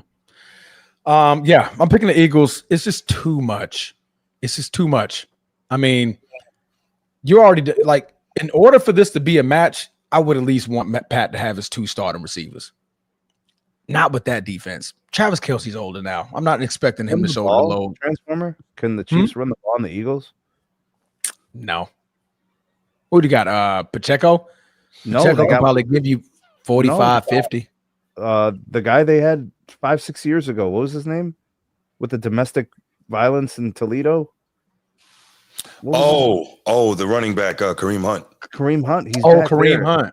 Is he back there? Yeah. A retread, basically. I still don't see them doing anything. Well, that's my point, is how do you effectively run the ball? Because the Eagles will possess the ball for a long time. They'll have long drives. Very long drive. Saquon Barkley. And then the thing about the Eagles, when they get up front, look out. Because Saquon is going to be getting more and more touches, and the more and more touches he gets. If the playbook is open, it can get nasty. It can get real ugly. Yep, Kareem Hunt is going to be back there. Last week, they had both Kareem Hunt and Pacheco. Pacheco and Kareem Hunt combined for 41 yards. Patrick Mahomes had 57. That is not the same Kareem Hunt. Yeah. Not See what I'm saying? They both combined. Yeah, I'm with you. They combined for 41 yards. Patrick Mahomes had 57 by himself. So good luck on running the football. Right. But yeah, that's just too much, man. It's honestly going to be too much for Kansas City. This will be the first time that Patrick Mahomes loses 3 games in a row. Bro, Jalen Carter's going to crazy to say, but that's Jalen Carter's going to come in this game and just disrupt the hell out of everything. Right. Yeah. Agreed. Yeah. Tell Mahomes to spit on the turf. Autism boy, I didn't see your question, man. Let me answer you. Yes, the Ravens are going to make the playoffs this year. Absolutely. Yeah. If they don't, that'll get John Harbaugh fired. Boy, John is out there before the playoffs. Yeah, it's not about whether or not they make the playoffs, Autism boy. It's about how far they go. That team is built to go to the Super Bowl, so that's what needs to happen. Yeah. If they do not make the playoffs, it was only because Lamar Jackson is out for the season. Yeah, okay. Yeah, that's fair. Other than that'll be his only pass. Mm-hmm. Only pass he gets if they miss the playoffs. Lamar Jackson's out for the season. That's it. Right. All right. Moving on over, we're gonna be going to the Falcons in the reaccommodating of Michael Vick, aka now Michael Penix Jr. Yes. That kid, man, he got it. He's special. But now we're going to the national championship game rematch of 2 years ago, where the Wolverines. Michigan Wolverines had to play against the Washington Huskies. Ooh. Yeah. The rematch. JJ McCarthy was indeed the quarterback for Michigan. Yes, and Michael Penix Jr. was the quarterback for Washington. That's a great. Yeah. Who wins the rematch? You like what I did there, bro? You like that one? Yeah, I like what you did there. I dug in my bag for that one. I dug in my bag for that one. You did good. I like it. Like it. Who you got? Oh, I got the Vikings. You got the Vikings? Yeah. You like what you saw from JJ? I do. And we know that he's well coached, man. He's got a really good quarterback coach, and Penix is special, but Penix also don't have Justin Jefferson and what's my other guy's name? Jordan Addison.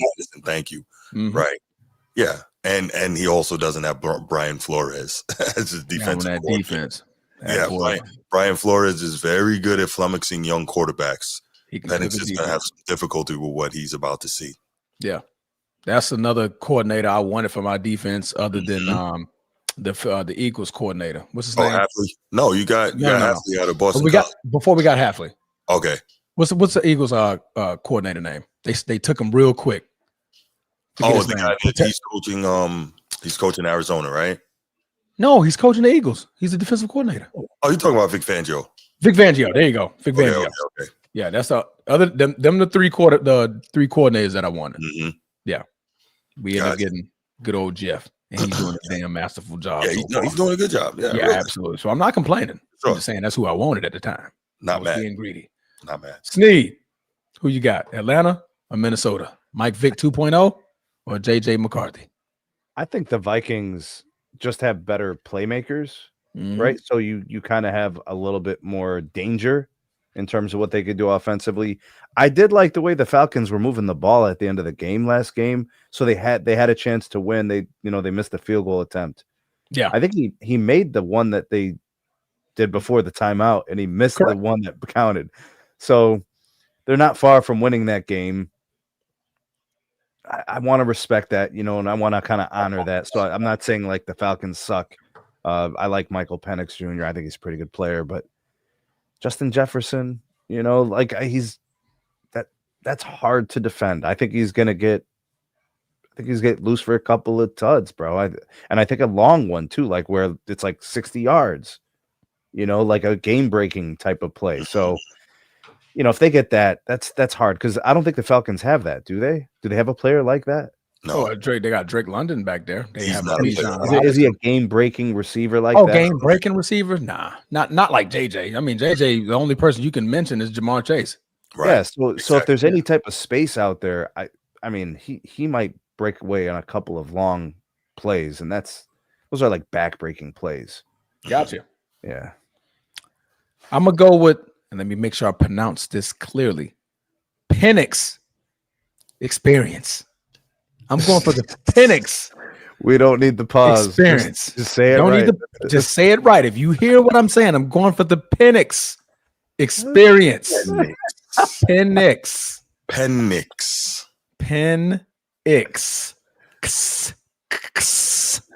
That. All right. I'm going for Atlanta. I'm gonna root for Atlanta on this one. We got some tape on JJ McCarthy. I think the Atlanta's defense is going to be able to study that a little bit better, get a good eyes on what they're looking at, because I saw quite a few mistakes that Chicago just couldn't capitalize on. Yeah. JJ likes to stare his targets down. Right. That's going to get you in trouble a lot. If you're going to keep eyeing Justin Jefferson, cool. Xavier Watts going to come get one. In his first game, 6 tackles, second on the team in tackles, 6 solos, and 2 passes defensed. He will come and get one if you give him a chance to. Now, I do like that kid out of Go Irish. Yes, I do like that kid. All right. Yeah. Now, Xavier White, you keep staring JJ down. He going to take it from you. He's hunting. But JJ could throw 2 picks and they could still win. That's true. Like that, like the Falcons can capitalize on that. I think. Okay. All right. I believe in the Penix experience. Penix experience. Penix. Spell it, Bruce. PENIX. IX. Bro, I can't even lie. The first time I heard someone say his name, I was just like, "Huh?" You saw what the fans said at the preseason game. But he got to be used to that. He can't be like surprised by going and seeing. I think it's one of those things where like people will say it like really trying hard not to say it wrong, and then like my man he did that joint on purpose. Mike walked up to him. What was that, bro? My man said, "Oh no," you get all tongue tied. Mike was like, "Oh no, that's not what I said." Oh, okay. And then Mike walked away. But Transformer, he did look good at the end of the last game, moving the ball down the field. I liked what I saw. He had the poise, he had the composure. The ball was marching up the field. The scrambling. He could have had his first win if Young Ho Koo. So it's not like he did his part. He had one job. He Mike McDaniels the whole thing. Wow. You said Young Ho Koo? Yeah. It's that's his name. Young Ho Koo. That's his name of the kicker. Yeah. And Young Ho Koo. What's the other one? Who?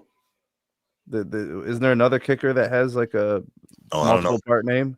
I don't know. He's Only Korean. one? Yeah, Young Hoku. Yeah, Young Hoku.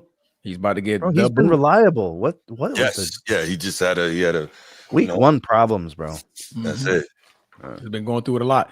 All right, we're gonna go down to Baker touchdown maker taking this behind the Texas. He said, "I'm going to Houston out there in Texas to play." You look here, buddy. Look at here, buddy. How much time you got, buddy? Not much time they got, buddy. You gotten too fast down there on the 95 there, buddy. No, Baker's from Texas, so yes, he is. So Baker Mayfield is going to be traveling to the Houston, Texas to battle CJ Stroud and Nick Chubb. It's going to be a good game. I'm going to go with Bruce last. I know he's going to be having something funny to say. Sneed. I don't know. Who you got? I'm guessing it's what, the Bucks by 1 or something. Houston by 2.5. Oh, okay. So I was gonna say if I was gonna definitely go with Houston if the Bucks were favored. You know what I'm saying? But now this kind of changes it a little bit. Let's go with Houston. Okay.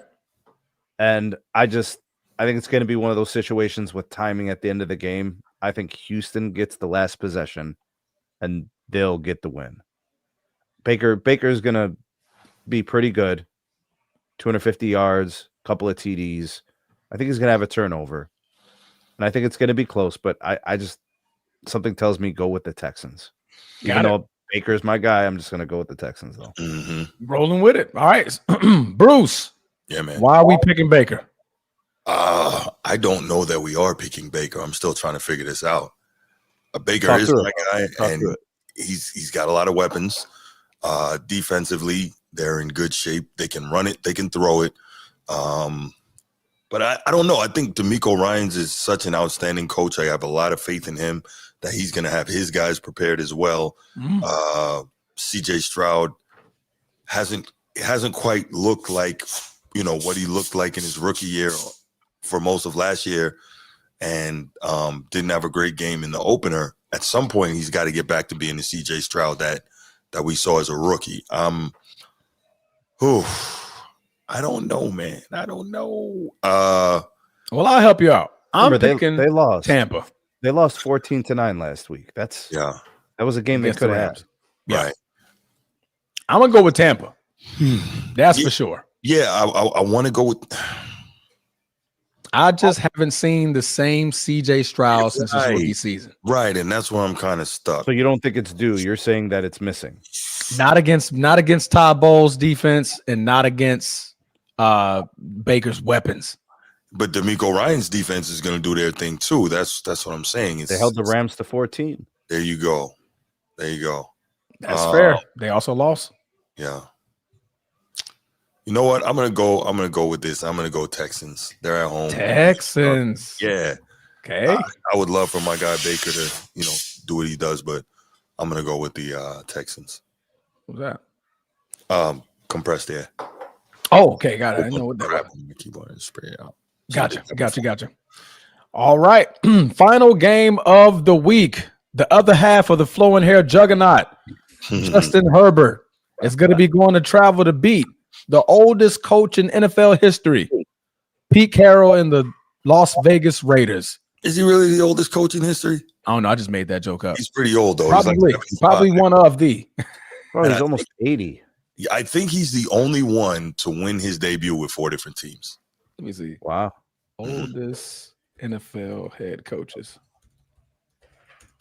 I get the feeling Marv Levy was probably older. Pete Carroll. Oh, there you go. Yeah, okay. Pete Carroll's the oldest. 73 years old. He's the oldest. The second. Okay, is that active? Oh, that may be active. Todd Bowles is 61? Yeah. I can see that. God damn. Yeah. Marv Levy just turned 100 the other night. No way. Yeah.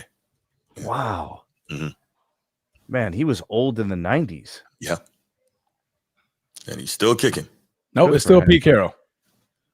Okay. Before, the record was held by Romeo Crennel, who was 73 years old and 199 days old. Right. Pretty much Pete Carroll's damn near 74. Bro, He's Romeo Crennel was the coach for the Browns. Yeah. Yeah. I mean, actually, a couple of good years with the Browns. Yeah, and he was Bill Belichick's defensive coordinator Right. early Yeah. on. Yeah, So the oldest coach, that stands. I joked, but that stands. that The stands. oldest coach in NFL history, Mhm. flowing hair 2.0, gets to go and try to beat him. Oh man. Meanwhile, flowing hair is favored by 3.5. I'm about to say, bro. On the road. I think I might have to go with the hair, bro. Yeah. And Brock Bowers is out.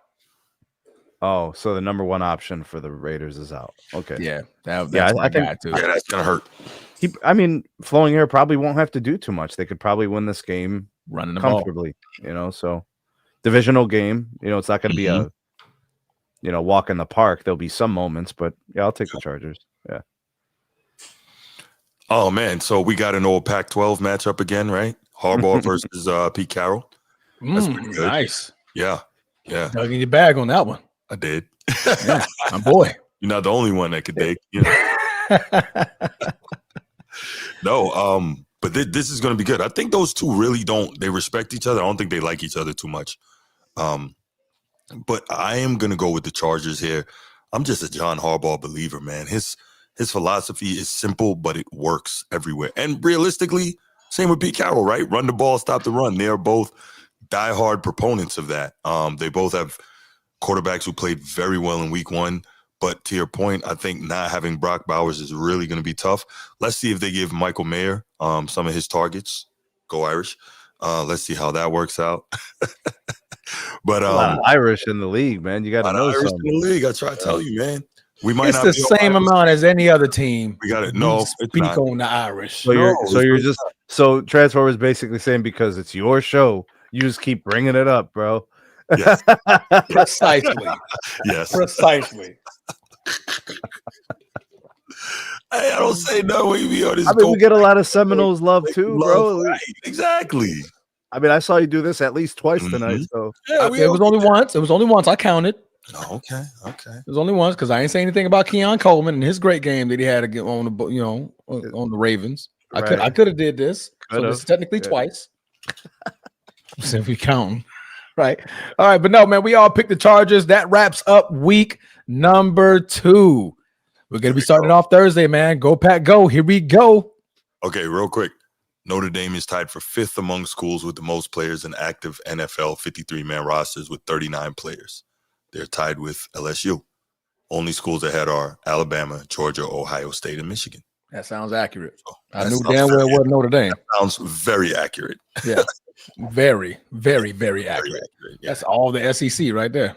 Yeah, Ohio Besides State. the Big Ten. Yeah, you got the Big Ten. Well, no, right. Ohio State and Michigan. You got the powerhouses from the Big Ten, the powerhouses from the SEC, and then Notre Dame 5th. That's about right. Damn. Okay. Anyway, Non-conference school. My boy. hey man, legendary man. What you want me to say? Hey man, when you step out there, the air. You really don't amazing. Understand. It's the different. Grass. You is really blowing don't. from the heavens. I'm trying to tell you, it's different. God Himself is just walking around and say, "Hey," right? When you go up there, That's right. The sod from God. The sod from God. Hey, he told me about his experience. Yeah, man. He said, "Man, it was like the Holy Spirits was just everywhere." I'm telling you, man, Notre Dame is special. You feel it, man. You do. I was like, man, The weather's got to get cooler though. Yeah, it was something about like fall weather. You know what I mean? The cooler temperatures. Yeah, it's super nice. Yeah. First time I went there, I met Ed Ogeron. He was just jogging on campus. Okay. I was like, Coach O? He's like, oh, yeah, you did tell me that one. Yeah, you did tell me that let one. me finish my run up here. I'd take a picture with you. Okay, Coach. I'll be back. I'll run with him. Man. Bump that. Let me start running. Cool. He was just out jogging. I was like, what the hell is he doing here? Was it like a scene out of Captain America on your left? Was it on your left? Yeah, on your left. On your left. No, it wasn't like that. No, but he was just out laughing you. Cool. But anyway, yeah. All right, let's go ahead and get to that. What's the next topic? Whoa. Well, no topics now. Right. There you go. There we go. Okay. This should be interesting. So this was Transformers' idea. I kind of liked it. We were discussing different topics and whatnot, and he says, let's go with what we believe are our top 5 teams in the NFL from week 1. Obviously, we only got 1 week, to talk about. And we're actually going to do this every week the rest of the way going through the season. So this should be a lot of fun to kind of see how those change and move around and how they morph, and injuries will play a role and how teams play and so on and so forth. But yeah, we're gonna talk about this, have a little bit of fun with it. Top 5 in the NFL, not in a conference. No. Top 5 in the NFL. Period. Top 5 teams in the league. Yeah. Yep. Okay. Based off your week 1. Right, based off of week 1, correct. Yep. You want me to start it off? Oh, might as well. I'm curious to hear who you any five, any order for the 5, or we do whatever your 5 is. Whatever your top 5 is. Your top 5 might not be my top 5 or Transformers top 5. So all right, I'm gonna start it off. We start from 5 or we start from 1?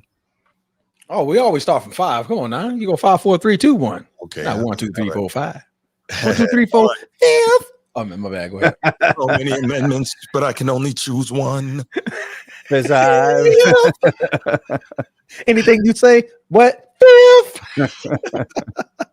So that being said, number 5, I'm going to go with the Washington Commanders. Okay, Commanders. Okay. Season, coming off an outstanding, surprisingly great season last year. Jaden Daniels kind of picking up, where he left off. Of course, you got Terry McLaurin secured. Okay. You got, they played well. Good looking team. That's number 5 for me. Number 4, flowing hair, Los Angeles Chargers. Huge win in the opener against the defending conference champion Chiefs. We know what Jim Harbaugh represents. We know his brand of football. They are going to be physical. They're not going to make a lot of mistakes. They're going to run the football. But now we may have Harbaugh may have his best pure passing quarterback that he's ever coached. Well, I think he coached Andrew Luck for a little while. So, but the point is, he's right there. But so I got the Chargers. Did I say the Clippers earlier? The Chargers. I don't think you said the Clippers. Okay, because I got LAC on my paper. So I mean, that's Los Angeles Chargers. Yeah. Right. Okay, so the Chargers are my number 4. My number 3 are the Baltimore Ravens, who look like for a long time in that game, they look like the most complete team in the league.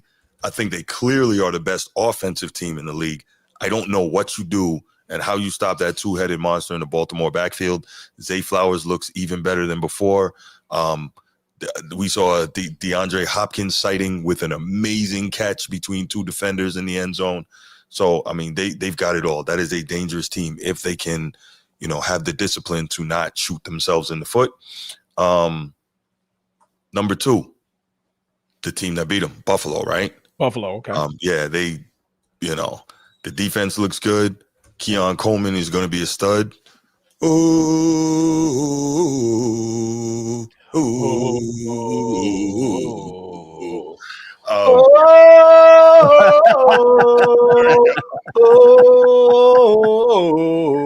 Yo, over this the whole block, bro. Everybody's mad as hell. But yeah, so I think Buffalo, man, with the way Josh Allen is playing, if he can continue to play that way, man, sky's the limit for that team. And of course, number 1, who else can it be? The defending champs, who are 1-0. Jalen Hurts is just an absolute winner. We know what Saquon represents. He got 2 beasts on the outside to throw it to. Can we make a concerted effort to get the ball to AJ Brown more? Like, it should not take until the third quarter to target this guy. I believe so. They just paid him big money. Yeah.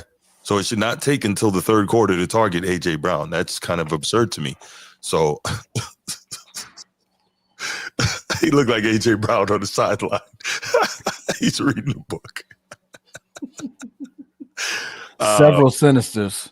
The membership size and leadership of a team has varied depending on the villains available. Oh, my bad. Yeah. We playing a game? Oh, my bad. I didn't know we was in a game. My bad. I didn't even know. Right. I'm trying to stay calm, so I'm trying to stay calm. Right. But yeah, Philadelphia to me is the number 1 team in the league, and I don't think there's any question about it. Now we'll see this weekend when they have the rematch with the Chiefs, but I think as of right now, they're the best team in the league. And that's my top 5. So to reiterate, 5, Washington, 4, LA Chargers, 3, Baltimore Ravens, 2, Buffalo Bills, and 1, Philadelphia Eagles. Nice. I like it. I like that list. All right. Sneed, Well, I'm gonna give you some time because I don't think you had the time to get to. Are you ready for your top 5? Mm-hmm. Okay, well, go ahead. Number 5, the Ravens. Okay. Only because they lost. Okay. If they would have won that game, it's either them or the Eagles at 1. So I can't let them fall out too much. Right. Okay. And they lost to my number 2 team. So Ravens at 5. I'm gonna go with the Commanders at 4. Obviously, you know what your Bills are. The Bills are number 2. Right. Yeah. Okay, so you got the Commanders at 4. Okay. Commanders at 4. I was trying to figure out if I want to do Green Bay at 4 or Washington at 4. I think Micah Parsons. It only gets better from here. Mhm. So Green Bay at 3. So Commanders at 4, Green Bay at 3, Bills at 2, and then the Eagles at 1. And I didn't want to bring in the Chargers off of 1 week. I know they beat the Chiefs, but like they're a bubble team. They're like my 6 or my 7. Yeah, You know what I mean? it's cool. I don't want to put them in the top 5. For me, it's the way they beat them, but I hear you. Yeah. I still want to put the Ravens in the top 5. Mhm. I still want to put the Commanders and the Packers in the top 5. So yeah, I like it. So, boy, these are some good lists, guys. These are some good lists. My 5th. 1, 2, 3, 4. Fifth. I went with flowing hair. I Both you like guys, bro. Really? Yeah, I this got is phone week hair. 1. It's We're week in 1. 2025. Right. This may change next week, Sneed. Yes. Based off week 1, what I saw, That's right. I liked what I saw. That's right. 300 some yards and nothing to scoff at against Steve Spagnuolo in that defense. Nothing to scoff at. Not at all. Jim Harbaugh has got that team firing. Keenan Allen was a great pickup to put back with Justin Herbert. Mm-hmm. You got Quentin Mitchell. Not Quentin Mitchell. What's the other? Quentin Johnston. Johnston. There you go. Yeah. Quentin Johnston. Look like he figured out how to catch in the league, huh? They didn't even utilize much of their run game yet, and still they beat the Kansas City Chiefs. So I have them at my number 5. Number 4, I have the Buffalo Bills. Reasons being, you beat the Ravens. Mm-hmm. Cool. But it wasn't until the 4th quarter where a mistake had to happen for you to capitalize on that game. I believe in Josh Allen and Keon Coleman. Other than that, I got nothing to really be excited about for that to happen again and across the season. So that's why I have Allen's him though. Josh Allen is him, but not enough. I need more than Josh Allen. It's going to take more than Josh Allen to get over the top. It's definitely going to take Josh Allen. Oh, he's definitely going to win. Who else is in that division? Name them. Exactly. Mm-hmm. Nobody's in that division. Number 3, Snead. I agree with you. This is where I placed Green Bay. I have Green Bay there. What they did in Detroit was nasty work. I like them on the defensive side of the ball. Despite not having a number 1 receiver, we know how to spread the ball around to all of our receivers. That's Romeo Doubs. It's Jalen Reed. We don't even have Christian Watson back yet. He may come back mid-season somewhere around there. We do have he's still on IR. We still have Matthew Golden. I think Tucker Kraft, again, is going to be a top 3, bare minimum top 5 tight end in the NFL this year. And we got Josh Jacobs. That's a lot to have on an offense who has a defensive player that can go get you the ball back in Michael Parsons. So that's why I have them at number 3. Number 2, I have the team that lost to the Bills, and that's the Ravens. What I saw for 3 quarters, I'm scared. Did you have them at 2 before the game? Did I have them at 2 before the game? I have them at 2 after the game. What I'm saying is, did you have them 2 before? Like if we would have did this 2 weeks ago, would they have been your number 2 team to start the season? If I had to delete my memory of everything that I just saw, I probably would have had them 2. That's what I'm saying. So you're true to what you believe they are. Yeah. Exactly. Yeah. I dig it. I think minimum 3 probably. I can't put somebody else on though, right? Huh? And I can't. I think you also have to incorporate what you saw. And for me, obviously it's your list. For me, I can't, in good conscience, put them ahead of the team that beat them. That's fair. Yeah, that's kind of the principles that I was operating with too. I'm like, all right, I gotta just by principle, I gotta put the Bills at them for winning. I guess. Yes. I love to be different. No doubt. But yeah, man, what I saw for the three quarters, I mean, for the fourth quarter, John, you got to do a better job. call something different because you just let them boys walk you down. But what I saw for three quarters, I was actually scared for the league. Yeah. I'm like, this team For sure. looks dangerous. Yes. So the league should still be scared. Definitely. That's why I have him at number 2. Right. That's exactly my premise on why I have him number 2. Everybody else is still scared. They're like, yo, despite what we don't got a Josh Allen. We don't got a Josh Allen. We don't have a Josh Allen. Right. So who else is going to be able to do that? Nobody. Right. So that's my number 2. And of course, we all got the same number 1, Philly. I mean, offense, defense, offensive line, they Lane didn't play Johnson. well in the second half of that game. Yeah. They didn't. But was that had a weather delay too? Yeah, that played a huge part of it. That weather delay slowed everything 90 down. minutes, right? Yeah. It was it was well over an hour because I remember I turned it off. I was like, what, 11:30? Nah, I'm good. I woke up and saw the score. I was just like, what? Nobody scored in the second half? Really? Yeah. And Philly came out strong. Like they scored in the first 3 possessions. Like Dallas couldn't do nothing with it. But after that, after the weather delay, they kind of slowed down. They stiffened up a little bit. But you got Saquon Barkley, you got AJ Brown, you got Devontae Smith, you got Lane Johnson, you got one hell of a offensive line. That's not to mention your defense. You got damn near every kid that ever played for the Georgia Bulldogs on your defense. I mean, you name them, they got Georgia Bulldogs everywhere flying across that defense. So until you beat the champs are number 1. So that's my top 5, man. I'm not mad at that. Mm-hmm. I like this topic. This is a great exercise. This is going to be fun every week. I like it. Oh yeah. Yeah. And I saved them too. We'll see who moves in and out from week to week, right? Yeah. I think that's going to be the cool part, seeing how this all moves around. Yeah. Now, if you in your top 5, and I'm gonna go with Snead on this one. So I'm gonna start with Snead on this one. If you had to pick a team that can fall out of your top 5 next week, what team would it be? Oh, the Bills or the Commanders? The Bills or the Commanders? Yeah, it could fall out of the top 5. Who we got the Bills playing? Let me see. Let me go back. The Bills will if the Commanders win, like if the Commanders win in like a very good fashion, right? Yeah. Like let's say they convincingly win. Like I gotta move them up. Yeah. You know what I'm saying? Because they're gonna beat a good team. Correct. If they win. You know what I'm saying? And beating your number 3. Which means I can pull the Bills back even if the Bills win, because they're gonna be playing the Jets. Mm-hmm. So like that's a less impressive win. So I could be like, all right, well, let me negotiate that. Let me pull the Bills back a little and let me move Washington up or something like that, you know.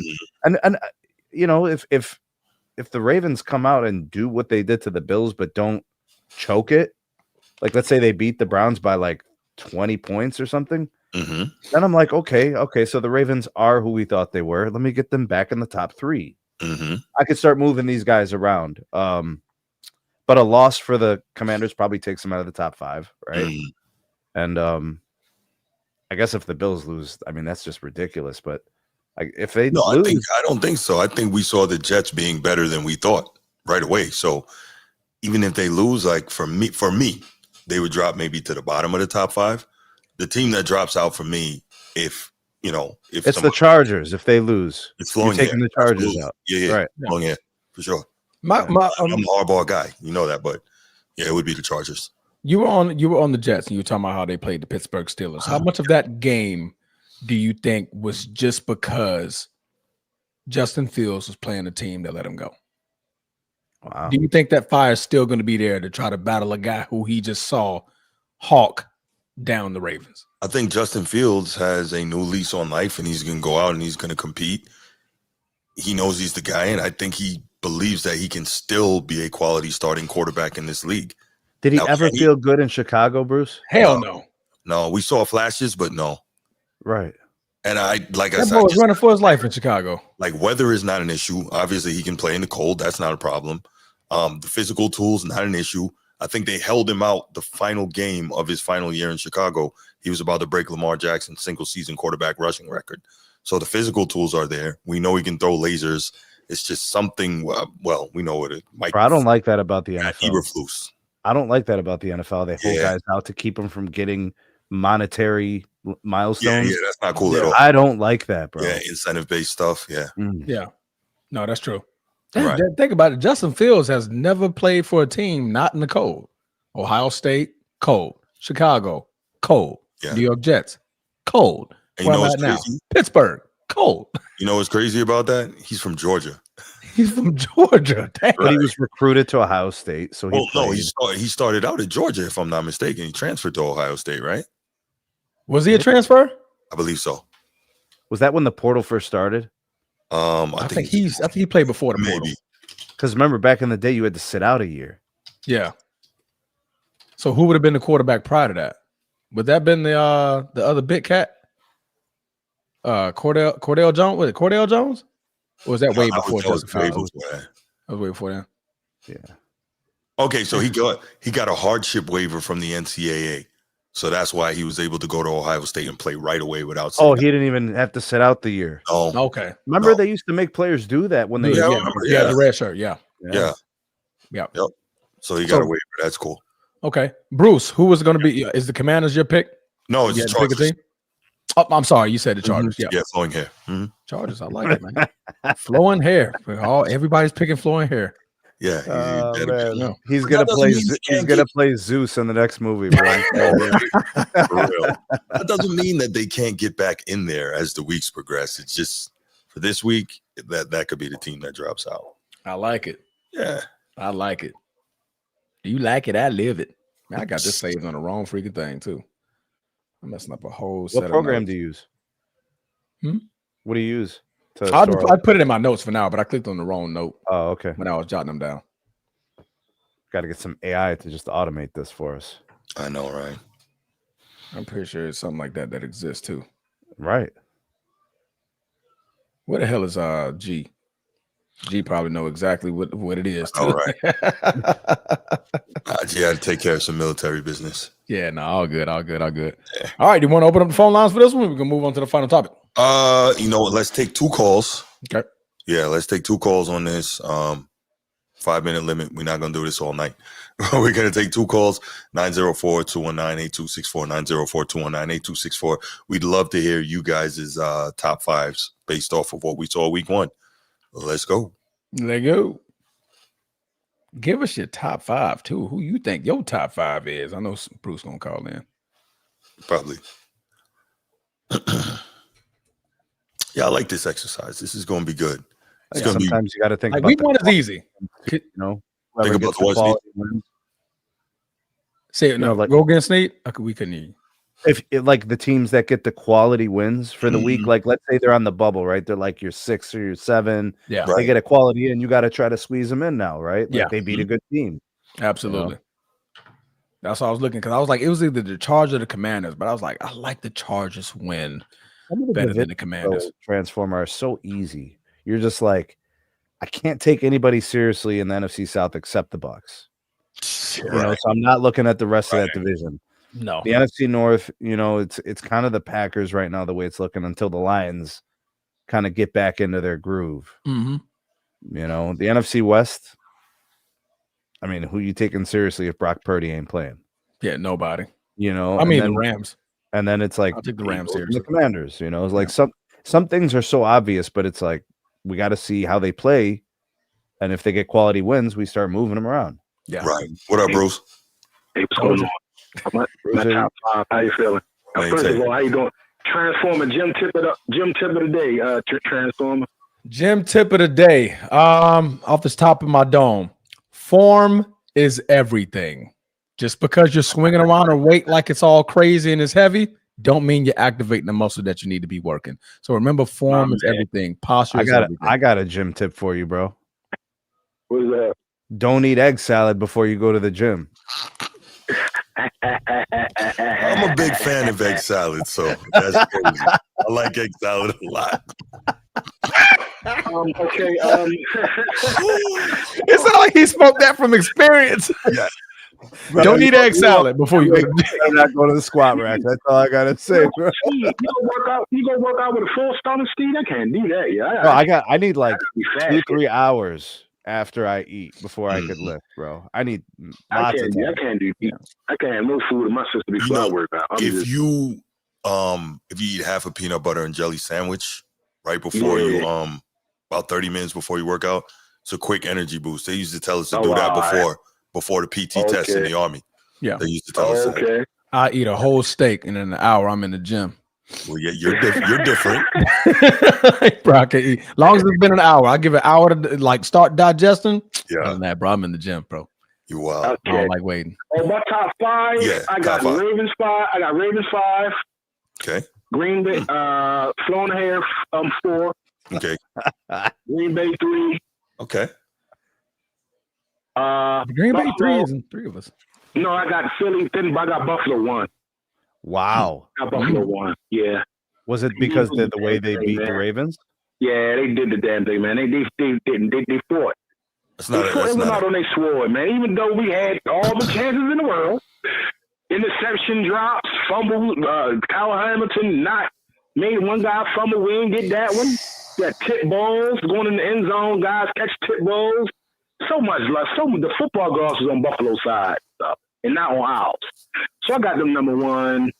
And hey, yeah, man, that's too much. Ain't too much to say on this time. Yeah, Ravens, we got a early trap game Sunday. Cleveland always players tough. It's the 30th anniversary Sunday, so all of the legends going to be in the house. Nice. Cleveland Joe Flacco, ain't that crazy? I think they set it up that way. So, hey Bruce, it's gonna be, yes. Could you give me a rationale for why you left the Commanders out of the top 5? Just your perspective. Like I heard that. How could they beat the Giants? The Giants. I mean, the competition. Got you. Okay. Competition.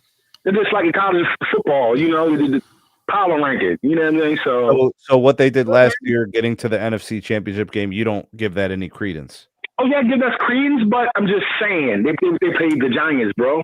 Yeah. With a washed up Russell Wilson. So no, it's Sierra's husband. I think from the Pack, I don't know. Was it the Packers or was it Detroit? If the Packers are really that good, that is scary. I won't be surprised to see them in the Super Bowl. I won't be surprised to see them in the NFC Championship. Jordan Love, make this man cry, bro. No. a year mature.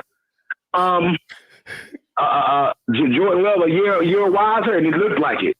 Yeah. He played with a lot of calm Sunday. So, now, like I say, man, Sunday for us is a trap game, and like I say, y'all ain't give me my props when I called last week.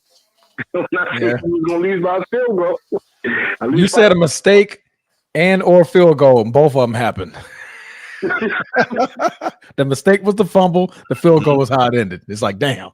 I don't know, but it was like a feeling that come over me that like I just picked the right thing, but I'm not a gambler, so that ain't as crazy. But yeah, keep speaking Green Bay to the Super Bowl though. As soon as you start gambling, bro, you're gonna start being wrong. See, let's start. He's going that way. But I want to say this real quick and ring it off. This power rank don't man, it don't mean nothing to me, man. I don't give a fuck who was checking it. When January comes, my team, the Ravens, are at the point where it's Super Bowl bust. I don't give a goddamn about no damn power records this year. As long as we get that tournament, keep that energy for Lamar at the end of the year, sir. You say what? You better keep that energy for Lamar at the end of the year. What you mean by that? Give me more context. Super Bowl or bust, right? Yes.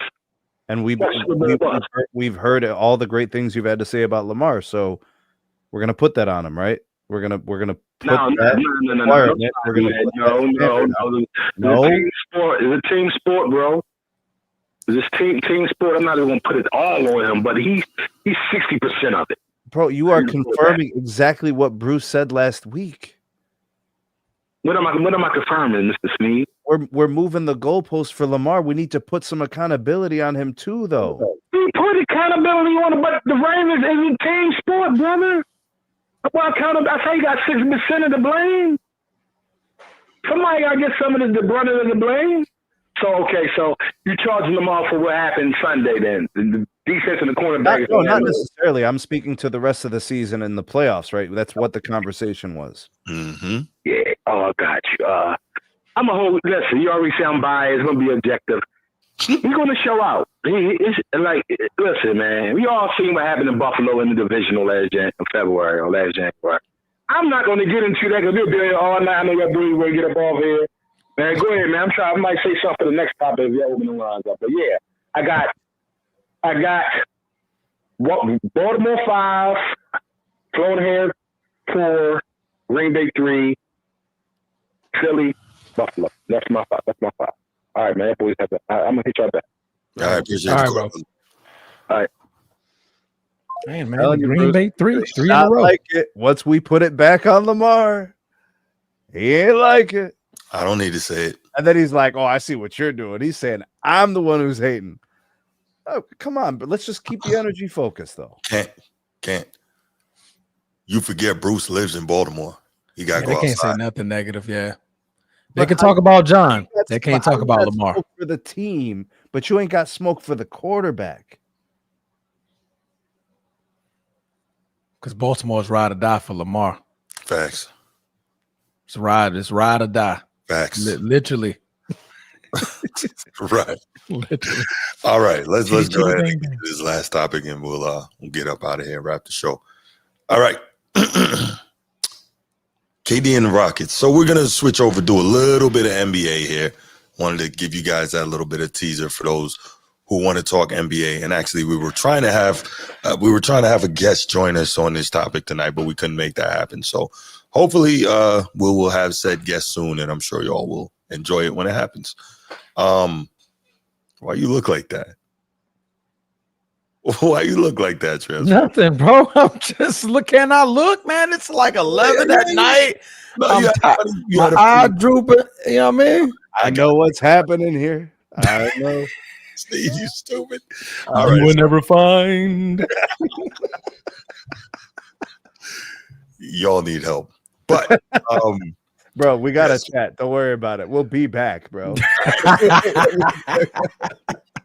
Facts.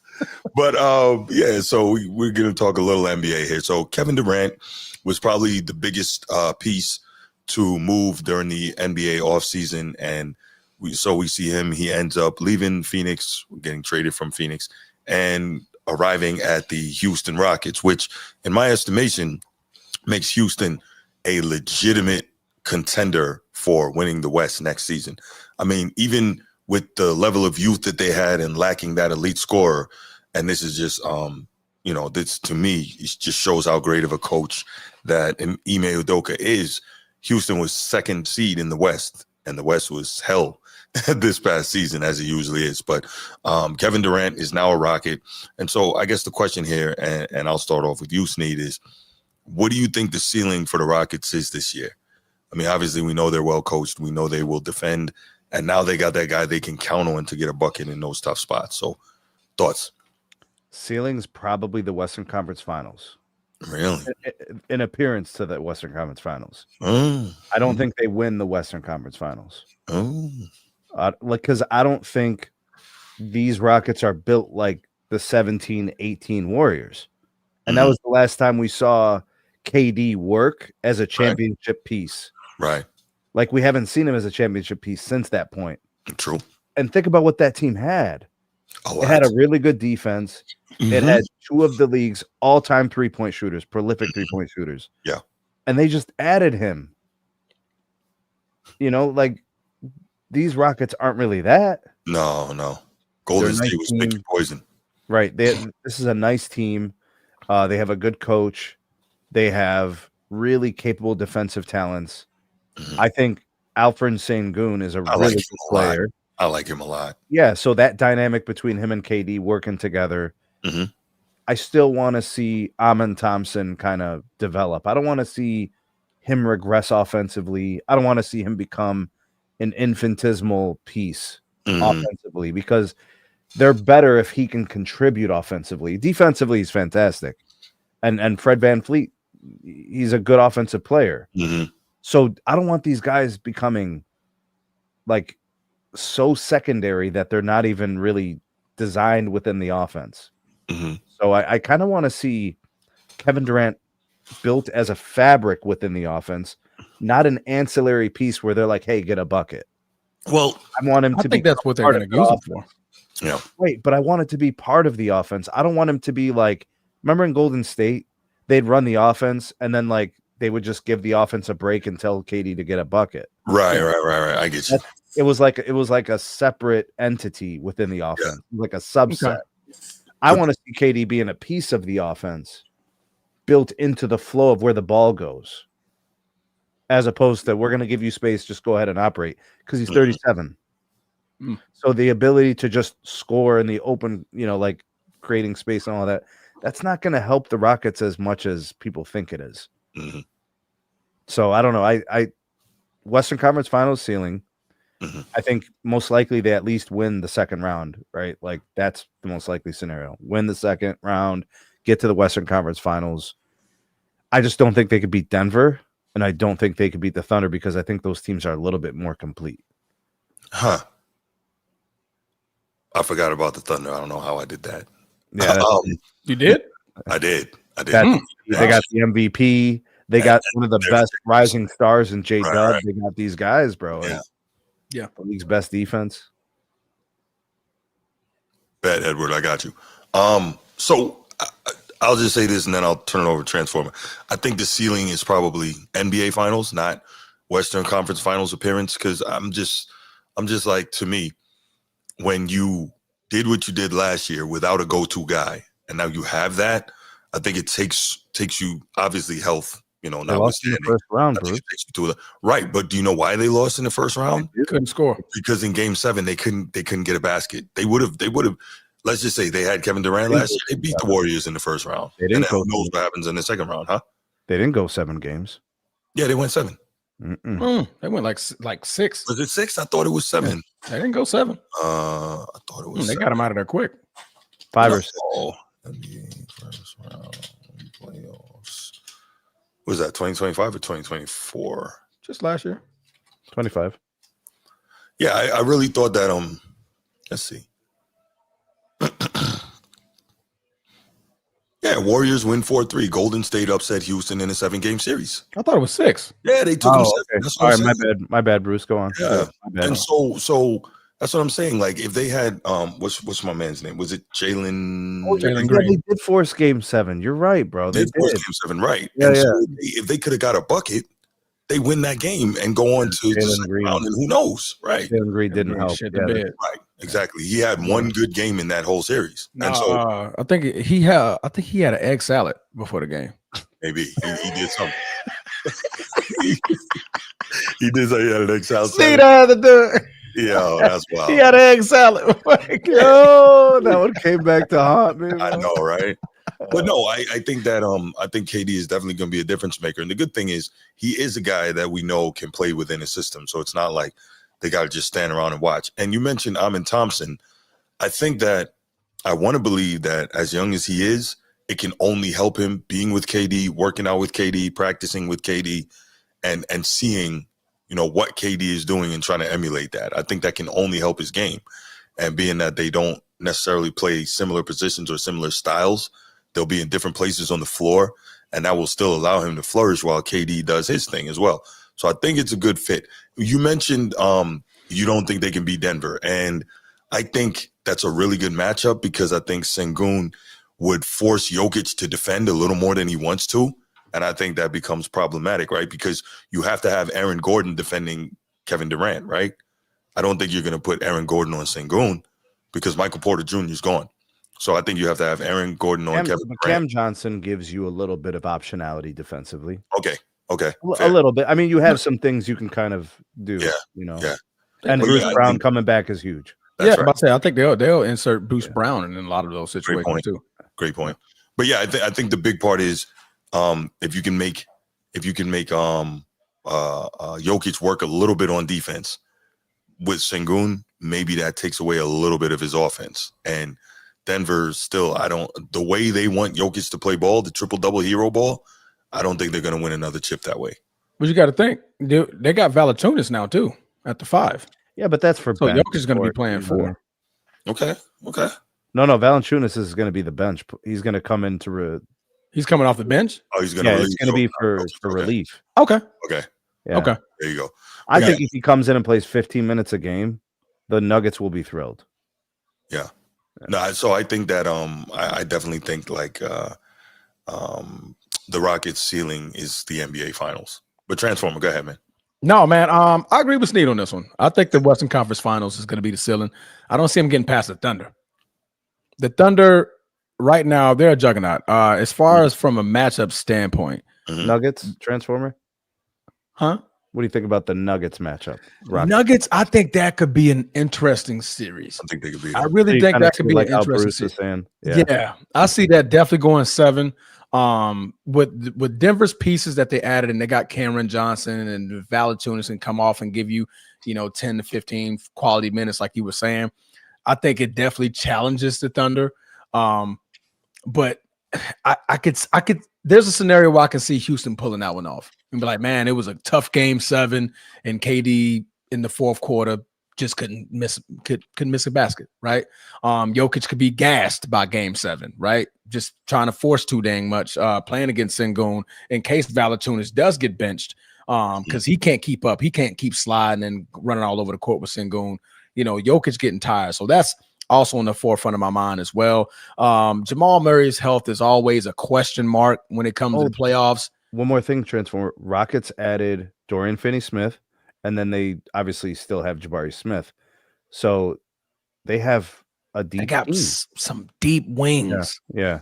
They got some deep wings. But like I said, I think they could beat the Thunder. I mean, I think they could beat Denver. So I'm gonna put Houston up there in that upper echelon with that one. But if they're gonna be playing Denver, I mean, I keep Denver Thunder. If they're gonna be playing Thunder in the Western Conference Finals, I see the Thunder winning that matchup. I definitely see the Thunder winning that matchup. So that's why I'm gonna put Houston with the ceiling being the Western Conference Finals. The regular season is going to be important for the Rockets. Correct. As they kind of morph into who they want to become. Yeah. And last year they finished second. So everybody always says, like, wake me up in May or April when the playoffs start. But you have to understand what these teams do as they build and form their identity. Like, if you watch the Thunder all year, you knew they were going to go to the finals because their defense, they just formed a defensive identity. Yeah. They just locked up teams. Some games, the Thunder didn't even shoot well from the field, but their defense was just so dominant. Yeah. You got fucking Lou Dort out there, just a linebacker playing shooting guard. Like, that's just not fair. Alex Caruso at Holmgren. Yeah, I mean, so. Yeah. I mean, SJ is a good defender. J-Dub is all NBA defense. Like, these guys are good. Yeah. And Shai Gilgeous, I mean, that boy can give you 35 in his sleep. So, yeah. I picked up to win it all. Okay.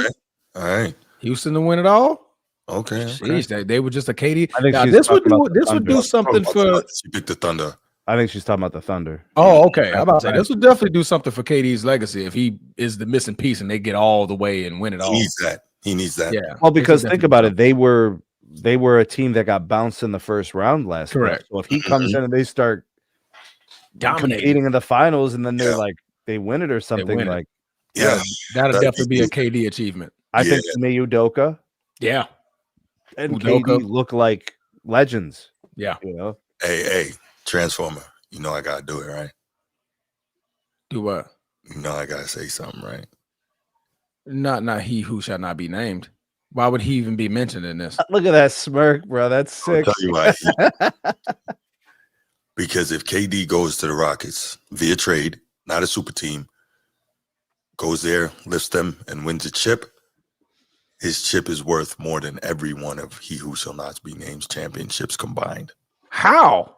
More than the Cleveland one? I said it. Cleveland. More than the Cleveland one? Yeah, because Cleveland got that stimulus package from Adam Silver in the league.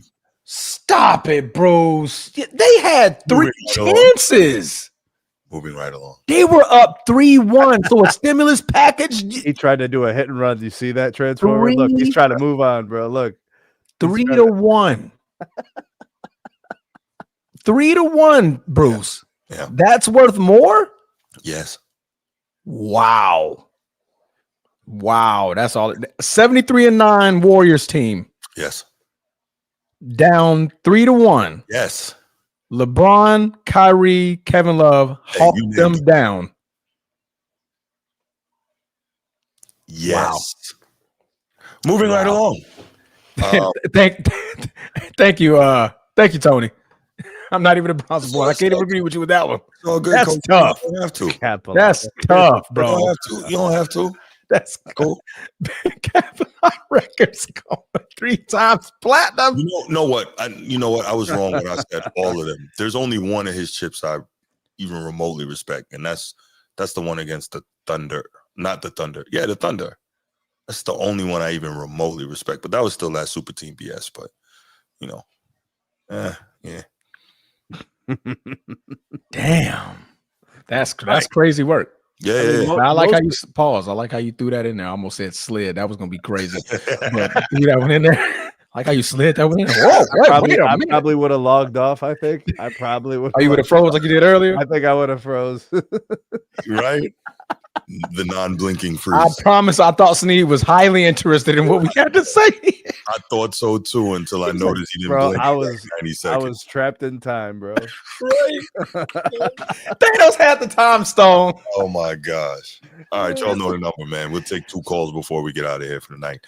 904-219-8266. Somebody. But it is an interesting piece of his legacy if he wins one in Houston, seeing that he would be coming into the situation as a missing piece because it seems like that's what they needed. And it wouldn't be a super team, and it wouldn't happen through collusion. It would be a trade. Edward, what you got, man? Man, I'm not even finna waste a breath about what you said, boy. Of course not. You're a LeBronite. But see, we, Bruce, anyway. He's a LeBronite. He's the LeBronite. Bruce, I talk to this dude a lot. Bruce. Yes, Edward. Bruce, boy, you finna sell, man, you finna go, woo-wee. Anyway. 4 times. Man, he might do better numbers than Eminem. No. Damn, Better better than than Marshall Mathers? numbers. I said I'm going diamond out here. That's what we doing? He going Michael Jackson. Are we talking like Tupac, All Eyes on Me type status? Wow. Yeah, You're foul. That was some tough stuff, Bruce. That was tough. That's okay. It's okay. More than all of them. Hey, I closed the casket and sealed the deal. But anyway, so do y'all think that Houston can be finishing the top 5 seed in the Western Conference? Oh, yeah. They were second last year. Exactly. Yeah. Do your homework, young fella. The reason this man petty, bro. Hey, man, leave the season come around the corner, man. So I already know where you're going. Oh, here you go. Leave that alone, man. Hey, nah, bro. Hey, it's all about KD, man. Speaking of that, you and him got the same birthday. So the reason why I'm saying that is because, KD, man, this is what, 17th, 18th season? Man, it's up there. Somewhere around there. 17th, I think. Yeah, that sounds about right. Yeah, that sounds accurate. He was drafted 19 years old. Yeah. These dudes playing forever out here, man. He's 36. I think he's turning 37. Yeah. If he's not 37 already. Yeah, I'm exactly 10 years older than him to the day. That's right. Yeah. He's 17 years. Yeah. 17 years in the league. And why do you think they playing these dudes playing better than the generation you praise so much, Bruce? I just want to ask that question. I'm just asking the question, Bruce. I'm just asking. Edward, I'm gonna keep it brief. The reason these dudes could play so much longer is because the game is so much less physical. Plain and simple. Oh, okay then. Yeah. So let me just move on. Yeah, so please do. The reason I say, man, he go. I can see him probably at least he's still gonna at least average about 25, and they got him for fourth quarter reason. Because they couldn't get Jalen Green to score. Man, that boy went ghost. That man, these dudes with these painted nails, man. Hey, that's man. He got a commercial where he's eating chicken tenders in a car or something. Yeah. Yeah. What's that? The Zaxby's commercial? With it was like steak was it KFC? Shake. What is it? Steak and Shake? I think it was a Wingstop commercial. Yeah, it's Wingstop. Yeah, that's what it was. It's Wingstop. Yeah. Yeah, it was the dude, Big Plug. What you think about his rap, Bruce? We're not doing this. Let's not go there. No. We're not doing this. Stay on topic. Kevin Durant and go. That's Kevin right, Durant, KD. yeah, Kevin Durant. I didn't fall for a transformer. We good. Don't want yeah, drama. But yeah, man. Hey, JG, let's go. Man, yeah. For sure. Hey, ball JG, boy. But anyway, man, I can see them finish the top 5, and KD, he's still going to at least average about 25. But man, it's all about him staying healthy because his ankles on, he ankles and plus, I don't know, man. I just hope he just have a good season. I do rock with Absolutely. KD, man. Yeah, no, I think we all do. Oh, We Edward, want to see what how he many can games accomplish there. does KD play? Say at least 60. Ooh. Yeah, I say 60. I give him 60. Terrible. I give him at least about 60. I What think do you they think, said Bruce? for you to be. Oh, go ahead, Bruce. No, How go many ahead. games, Edward, Bruce? you were talking. No, okay, because I think you now that to be in NBA all first team or second team, you have to play at least about 6-8 games, 65. 65. Mm-hmm. And I don't see him getting at least about 65. I see him getting at least about 60. If they're in contention, he's definitely gonna play 65 games. I think he'll push through it at that point because he knows that the accolades are on the line. And that he's on a winning team, he's gonna want some accolades. All NBA third? All NBA third team? He can try to go get it. All NBA Yeah, I think he can make that sleeping. Yeah, I think he can go get it on a winning team. Mm-hmm. Yeah, that's what's up, man. I just want to keep it short and brief. Hey, but don't forget to ask that question though, Bruce. I got man. you, man. I got you. All right, appreciate. All right, peace, y'all. All right, brother. Here's what the question is: do we prefer cabbage or greens without cornbread? Like how? Okay. I don't like greens. You don't like You don't greens? like greens? I mean, okay, let me back you up. Hold on. I do not like collard greens. Ugh. I love spinach though. Right. Boy, Yeah, let me I'm whip with you you on up some collard greens, bro. I you. I don't want that. I'm gonna put some turkey necks up in that I don't want that. No, I don't want that. Oh, turkey leg. I'm gonna throw a turkey leg up in. No, I don't want like the mutton, the big joint. You know what I'm saying? The big joint. Let that joint smoke for about 2-3 hours. No, I don't want that. I don't like that. I don't like the taste. No. Okay, let me ask you this. Spinach, all right, Bruce, real quick, bro. Popeye Bruce, have you had the fried duck? Fried duck? Yes. No, I don't think so. See, you're missing out, bro. I had duck when I was in England, like at the Chinese spot. It was good. That's what I'm saying. The fried duck. Yeah. Okay, yeah. That I have, yes. Like Coach T, what up, man? Coach T. What up, Bruce? What up, Transformer? What's giddy? What up, Sneak? Coach T, what up? I almost said Coach Titty too. Oh, wow. That was gonna be crazy. Well, it was a great show, y'all. It was, thanks for taking my call. Yeah, man. Gotta take your call, man. I appreciate it. No, he was hanging up. That's him hanging up. No, I'm just saying that was the joke of him hanging up. It was a great show, man. Go ahead and end it. Okay, he was trying to end it. Okay. Yeah, we definitely trying to do that. But go ahead. All right, Bruce.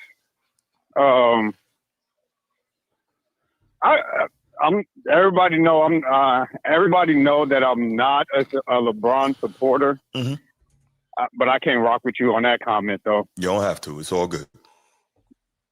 I just want to say how anything if he does, let's say he does win a chip with Houston, how will it trump anything LeBron any one of LeBron's championships? Well, it won't be with a super team. He won't have colluded to get with other superstars to do it. It'll be via legitimate trade done by organizations, which always makes it different. He won't have gotten help from the league to extend the series that would have been over, right? You got that. And then he don't get the freaking the bubble. So, So it's the circumstance. You know KD played in the bubble too, right? I know KD played in the bubble. So you know what happened to him in the bubble? Okay. Got cooked.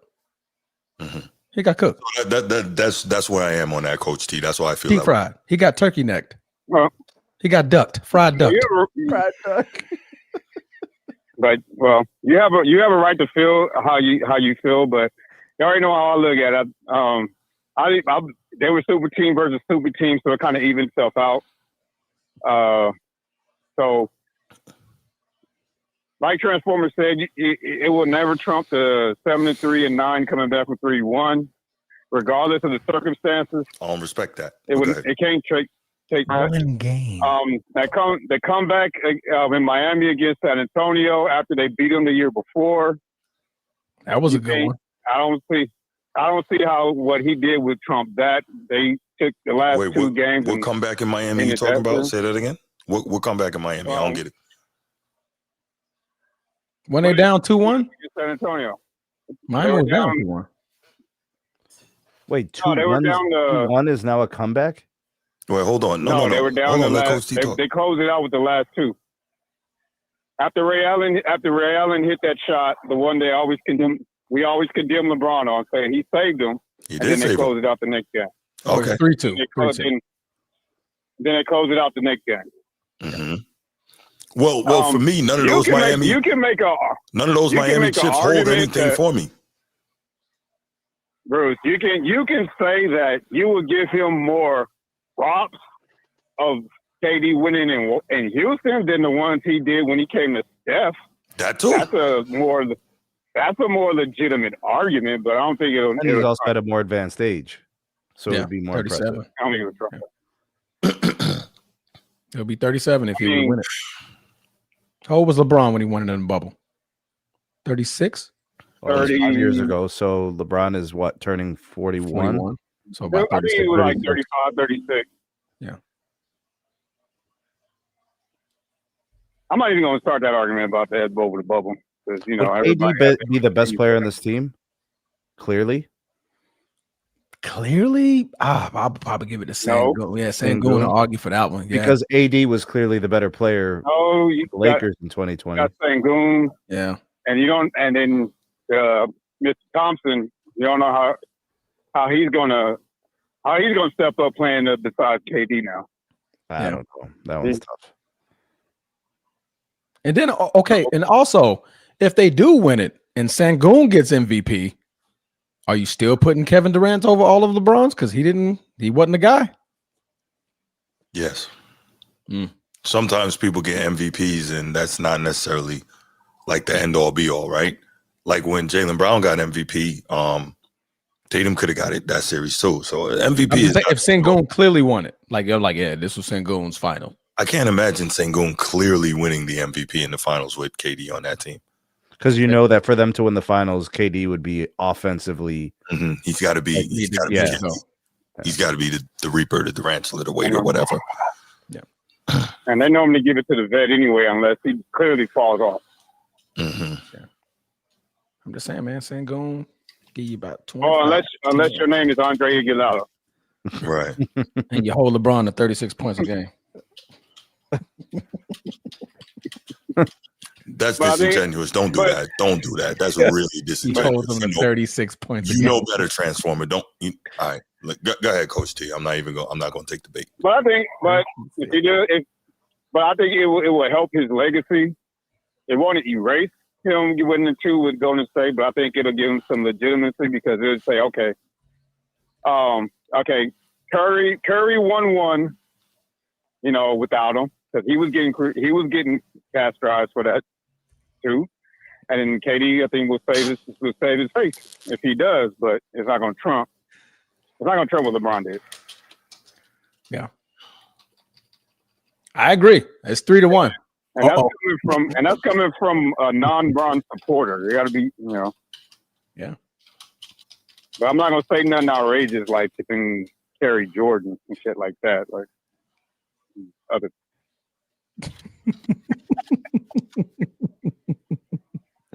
That's real bad. That's all you got for us, brother?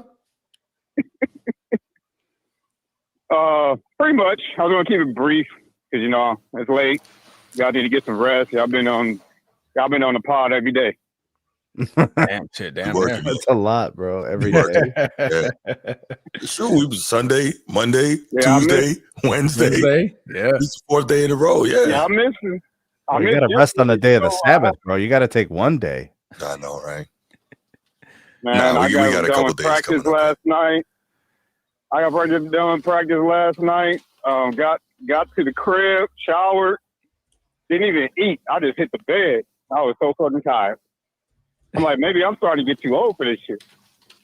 Just drink extra coffee, coach. That's all. A little extra coffee. Just need the coffee king. Yeah. But I'll let somebody else call in. Great show tonight. Hey, I appreciate it, brother. I like the top 5. Yeah, I think that's pretty cool. Do that week to week. I couldn't even pick a top 5 for the first week one yet, though. Okay. Well, we look forward to hearing your top 5 next week, man.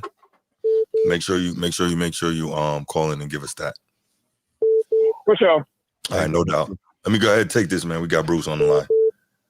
I knew he was calling. That's why I was trying to get off. All right, brother. Pause. Yeah, I was. Good catch. What up, Bruce? What's going on, man? Talk no mo. Great, man. Hey, I know y'all ain't no complaining about working every day when Shannon and Ocho be on every night. They rich. They get paid thousands and thousands of dollars. Thank you. They get a lot of money to be on every night.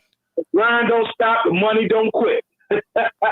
Yeah, they get it. We need the money. I would gladly do nightcap. I would gladly do it every day. You go up there and act a fool with Johnny Manziel and them. Right. Boy, Hey man, listen.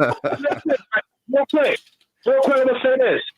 I just want to say this. Superman, that new Superman movie was horrible. I wasted my time watching it. that was random as fuck. I just swear, bro. Right. And Glorious Bastards is the greatest movie of all time. Land One the of, plane, bro. but not Land the. the plane. And Glorious Bastards. That was a good movie, though. It was a good movie. Not greatest movie of all time.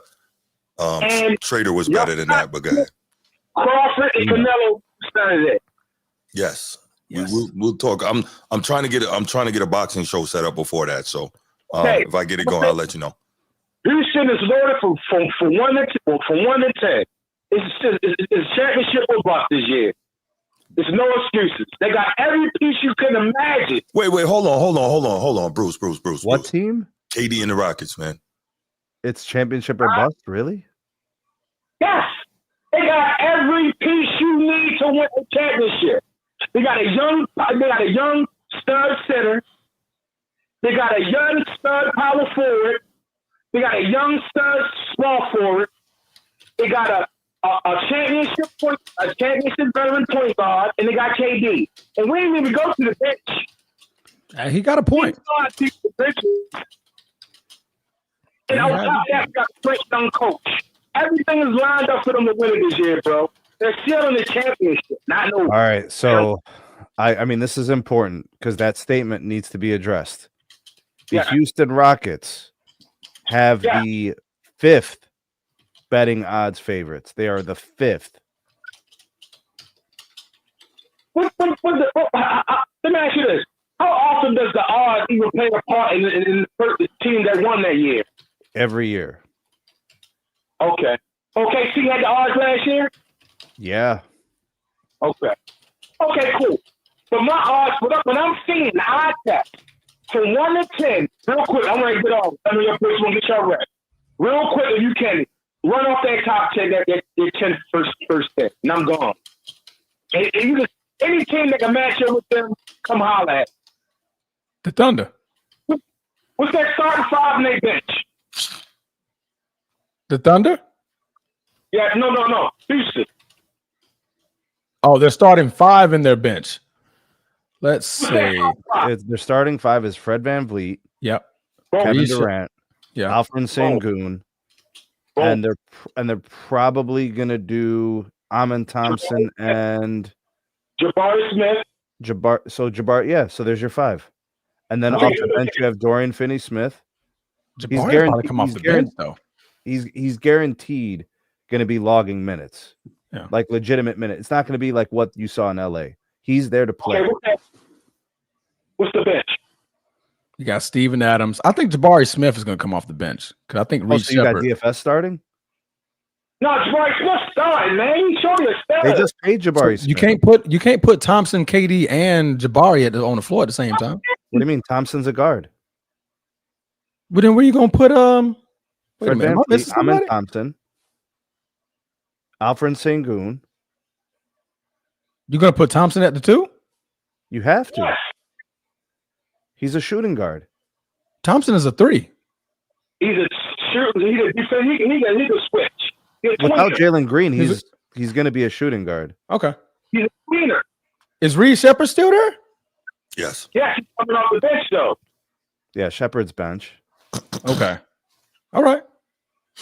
So you put Jabari Smith you put Jabari at the 4, Kevin at the 3, Amen Thompson at the 2. And then you have Fred VanVleet at the 1. Okay, so then you have Steven Adams on your bench. You got Tyree Eason. You got Cam Whitmore. Or did Cam get traded? Yeah. So man, hey, they got squad. They got the coaching. Everything is aligned from the now. The KD win his ring with Houston, I think is going to move him up, and I think they'll probably move him up into the top 10. We get this ring all time. Who am I? Yeah, who I'm taking out the top 10? Oh man, that's a tough. If I had to move KD, who would I take out the top 10? Can't take nobody out the top 10. That's gonna be tough. Well, you could have Bleacher Report just move Steph Curry for you. Apparently, he's top 10. Steph Curry not coming off top 10 because he's a trendsetter player. Hey man, great show tonight, fellas. And like I said before I get off, that Superman movie was horrible. It was a damn joke. I wasted 3 hours watching that goddamn movie. I'm pissed. And I can't wait for Saturday for Crawford to show the world what a true champion is. That's real, bro. We appreciate you, man. All right, man. Have a great night, man. All right, man. You too. Lakers in 5, Bruce. All right, all right, y'all. Well, listen, thank you so much for thank you for being with us tonight. Definitely a good show. Make sure you liking and subscribing. Make sure you hype in the video as well, and all the other videos on the channel. And make sure you're sharing it, doing all this stuff, man. Appreciate y'all. And One more thing, Bruce. Yeah. Tell the people don't go watch the Superman movie. Yo, I'm about a third of the way through it. It's okay. I liked it, didn't love it. Liked it, didn't love it. It's all right. Yeah. We'll save that for another show, though. Yeah. And listen, y'all know I'm not from the South, and I don't like greens. I don't. Fan. Bro, I'm not from the South, and I love greens, bro. But like Edward was like, you definitely not from the South. You don't like greens. No, I don't like greens. That's not my culture. No. I like spinach. That's what I like. Spinach is greens, though. No, he talking about like collard greens. Disgusting. Collard greens are good, bro. Yeah, I don't like that. It's foul. Have you had Southern collard greens? What don't you? Hey, appreciate all y'all. Have a wonderful night. Some collard greens, I don't want no parts of that, man. I'm not eating that, man. All right, mustard greens. Mustard greens. What I say? I like spinach, Sneed. That's what I like. Spinach. Turkey leg in that mom, bro. You not getting this, man. I don't want this. I'm not eating that. Thank you. Yeah. All right, man. Good show, God. Bye. Hey, have a good one, y'all. We out. Peace. There goes Sneed. I'm out.